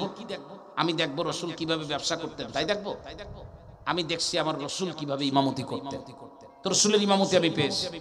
রাসূল ইমামতি করতেন এমন ভাবে, মুসাল্লিদের বর্ণনা, সাহাবীদের বর্ণনা, যে রাসূলের নামাজ সাহাবীদের জন্য ভারী হতো না, হালকা হতো। কি হতো? তো এর ব্যাখ্যা রাসূলের বাণীতে পাওয়া যায়। রাসূল বলেছে, তুমি যখন ইমামতি করবা ফালিয়ুখাফফিফ, তখন তুমি কিরাত পড়বা হালকা। কি পড়বা? এক হালকা মানে ছোট কিরাত পড়বা। কেন? বলে তুমি যাদের ইমামতি করতেছো এর মধ্যে অসুস্থ থাকতে পারে, রোগাক্রান্ত, ব্যস্ত, বয়োবৃদ্ধ থাকতে পারে না। তো তুমি একেবারে মাগরিবের নামাজে সূরা বাকারা পড়লি তো পিছনে সবগুলো মরে যাবে। কিরাত হালকা করো। এখন বলে হুজুর আমার তো কোরআন শরীফ মুখস্থ আছে, আমার তো লম্বা পড়তে ইচ্ছা করে। রাসূল বলে তুমি যখন একা একা পড়বা ফালিয়ুতাব্বিল, যতদূর পারো লম্বা করো, এক রাকাতে খতম করে দাও। আমি এটা গ্রহণ করেছি আলহামদুলিল্লাহ। জুমার দিনে অনেক মানুষ হয়, কিরাত লম্বা পড়বো না খাটো পড়বো। ফজরের নামাজে লোক কম হয়, কিরাত লম্বা পড়বো না খাটো পড়বো। কিরাত ফজরের নামাজে লম্বা পড়ি, লোক কম হয়। এখন যদি ফজরের নামাজে লোক ওই জুমার দিনের মতো হয় ৩৫০০, সেদিন ফজরের নামাজে ওই কিরাত পড়বো যে কিরাত জুমার নামাজে পড়বো। বুঝাইতে পারি নাই মনে হয় আমি। আমার কথা বুঝছেন? রাসূল বক্তা ছিলেন, বয়ান করতেন, তো এটা দেখে নিছি আমি। রাসূলের বয়ান কেমন ছিল? সাহাবায়ে কিরাম বলেন রাসূল কথা বলতেন কাটা কাটা। এত ধীরে বলতেন না যে শ্রোতারা বিরক্ত হবে, এত দ্রুত বলতেন না যে শ্রোতারা বুঝবে না। তো আমরা সেটা মেনে নিচ্ছি আলহামদুলিল্লাহ। পড়ানোর ক্ষেত্রে আপনি একজন ব্যবসায়ী, আপনি আগামী কালকেই রেল স্টেশন মাদ্রাসা, দলাটানা মাদ্রাসা, বড় বড় উলামায়ে কিরাম এই ফতোয়া বোর্ডে রয়ে গেছে, ওনাদের কাছে যাবেন। যে বলবেন আমি তো ব্যবসা করি, আমার দোকান, আপনি জানেন না আমি ব্যবসা করি। কিসের ব্যবসা? পান বিড়ির ব্যবসা। তো বিড়ি বিক্রি করা যাবে কিনা, পান বিক্রি করা যাবে কিনা? হুজুর বলে দেবে বিড়ি বিক্রি করা যাবে না, পান বিক্রি করবে। পান কিভাবে বিক্রি করবেন? জর্দা কম দেবেন, এত পরিমাণে দেবেন যে নিশা চলে আসে। হুজুর আরো শিখাই দেবেন, আপনি তো দোকানদার, আপনি পান বিক্রি হোক আর না হোক, খরিদ্দার একটা আসলে আগে সালাম দেবেন। রাসূলকে আগে সালাম দিতেন না সালাম নিতেন? আমরা সালাম দেই না সালাম নেই? আমরা সালাম নেওয়ার জন্য বসে আছি। শিখে নিতে হবে, শিখে নিতে হবে। আমি পান দিয়েছিলাম, উনি আমাকে টাকা দিয়েছিলেন, কিন্তু পান উনি পকেটে নেওয়ার আগে ভুল করে চলে গেছেন। এখন এই পান আমি কি করব? তো হুজুর আপনাকে বুঝাই দেবেন যে পান আপনি রেখে দেন, কিছু সময় দেখেন ওই লোক ফিরে আসে কিনা। আবার এত সময়ও রাখবেন না যে পানটা নষ্ট হয়ে যায়। যদি উনি ফিরে না আসেন, পানটা আপনি বিক্রি করে দেবেন আরেকজনকে দিয়ে, যে টাকা হবে ওই টাকা আপনি সওয়াবের নিয়াত ছাড়া গরিব মিসকিনদের দিয়ে দেবেন। হুজুর ফতোয়া দিয়ে দেবেন আপনাকে। আপনি একজন সফল ব্যবসায়ী হবেন ইনশাআল্লাহ। আপনি রাজনীতি করেন, কিভাবে রাজনীতি করলে দুনিয়াও টেকবে, পরকালও টেকবে। হুজুর শিখায় দেবে। দলা টানার মোড়ে খবরদার মাইক ধরে এই কথা বলবেন না যে আমরা রাজনীতির ময়দানে ইসলাম চাই না। এ বলার সাথে সাথে আপনার মাসলা হল হয়ে যাবে। আপনি যে দলই করেন মাইক ধরে বলবেন যে আমি একজন মুসলিম, আমি চাই বাংলাদেশের সংসদ থেকে শুরু করে বাড়ির রান্নাঘর পর্যন্ত সব জায়গায় নবীর আদর্শ বাস্তবায়ন হোক এবং কোরআনের আইন চলে। আমি পারি না, আমি করি নাই, আমার দ্বারা হচ্ছে না, ওইটা পরের মাসলা। কিন্তু আমার দাবির জায়গায় আমি কি থাকবো বলেন? অটল থাকবো। হুজুর আপনাকে শিখাই দিবে। বক্তব্য দিতে গেলে শুরুতে বিসমিল্লাহ বলবেন, শেষে আলহামদুলিল্লাহ বলবেন। বক্তব্যের ভিতরে মাঝে মধ্যে ইনশাআল্লাহ বলবেন, যে ইনশাআল্লাহ আমি যদি জিতে যাই দলাটানা ব্রিজ ভাঙে কেজিতে ওজনে বিক্রি করে দেব। কথা বলেন না? সাথে কি বলবেন? হ্যাঁ, তো এগুলো শিখতে হবে, এগুলো শিখার জিনিস। কিন্তু দুর্ভাগ্য আমাদের, আমরাও সেই রকম শিক্ষক, কেউ আসতেই চায় না আমাদের কাছে। আসুন উলামায়ে কিরাম, আমরা সাধারণ জনগণের কাছে চলে যাই, আর সাধারণ জনগণ আমাদের কাছে আসুক। আমরা রাসূলের জীবনীটা সাধারণ জনগণের মধ্যে ভাগাভাগি করে দেই। এ সমাজ যখন রাসূলের জীবনীর উপরে চলে আসবে, আদর্শের উপরে, ইনশাআল্লাহ এই সমাজ তখন আবার খায়রুল কুরুনির মতো হয়ে যাবে, একেবারে আলোকিত একটা সমাজ হবে ইনশাআল্লাহ। আমরা চেষ্টা করব ইনশাআল্লাহ। আজকের এই মজমা থেকে আর কোনোদিন দেখা নাও হতে পারে, হায়াত মৌতের কথা বলা যায় না। নিয়াত করেন, কে কে নিয়াত করবেন যে হুজুর আমি ইনশাল্লাহ একটা রসুলের জীবনী কিনবো। যদি টাকা কম থাকে ওই সিরাত কিতাব কিনবেন, ওটা 30-35 টাকা দাম। কে কে কিনবেন হাত উঁচু করেন। আর যাদের একটু টাকা বেশি আছে আর রাহিকুল মাখতুম কিনবেন। যাদের টাকা আছে নবী চরিত কিনবেন। ঢাকা বিশ্ববিদ্যালয়ের একজন শিক্ষকের লেখা, উনি কওমি আলিয়া সব পড়া। আর রাহিকুল মাখতুম অসংখ্য কিতাব থেকে বাছাই করা একটা কিতাব। আর রাহিকুল মাখতুম বাংলা হয়ে গেছে, একটা কেনেন, কিনে পড়া শুরু করেন। আলহামদুলিল্লাহ আমাদের বিশ্ববিদ্যালয়ের মসজিদে আমরা অনেক কিনেছি। আমাদের স্টুডেন্টরা নামাজের আগে পড়ে, নামাজের পরেও পড়ে, আসরের পরে পড়ে। আমার দেখলে কলিজা ভরে যায়। সবাই হয়তো পড়ে না, কিছু তো পড়ে আলহামদুলিল্লাহ। তো আমরা শুরু করে দিই আমাদের মসজিদগুলোতে, আমরা নিয়াত করি। আমরা অনেকে কোরআন শরীফ কিনে দিই মসজিদে, আলহামদুলিল্লাহ। কোরআন শরীফের পাশাপাশি আমরা নবীজির জীবনীও কিনে দেবো ইনশাআল্লাহ। আমরা নবীজির জীবনে আলোচনার জন্য মাঝে মধ্যে লেখালেখি করব, সেমিনার করব। ওলামায়ে কেরামকে ডাকবো যে হুজুর আপনি 1 ঘন্টা আমাদেরকে একটা স্ক্রিপ্ট দেন এবং বক্তব্য দিয়ে যান নবীজির জীবনের উপরে। ইনশাআল্লাহ আমরা যদি নবীজির জীবনী খুব বেশি আলোচনা শুরু করে দিই, রাস্তায় মোবাইল ছিনতাই হবে না ইনশাআল্লাহ, কেউ কারোর গলায় ছুরি মারবে না ইনশাআল্লাহ। মানুষের জীবনে নিরাপত্তা আসবে, ওই নিরাপত্তা যে নিরাপত্তা নবীজি মক্কা মদিনা এবং তদানীন্তনকালে দিয়ে গেছে। আল্লাহ তাআলা আমাদের সকলকে রাসূলের জীবনীর পাঠের চেতনা নিয়ে এই মজমা থেকে ওঠার তৌফিক আল্লাহ তাআলা দান করেন।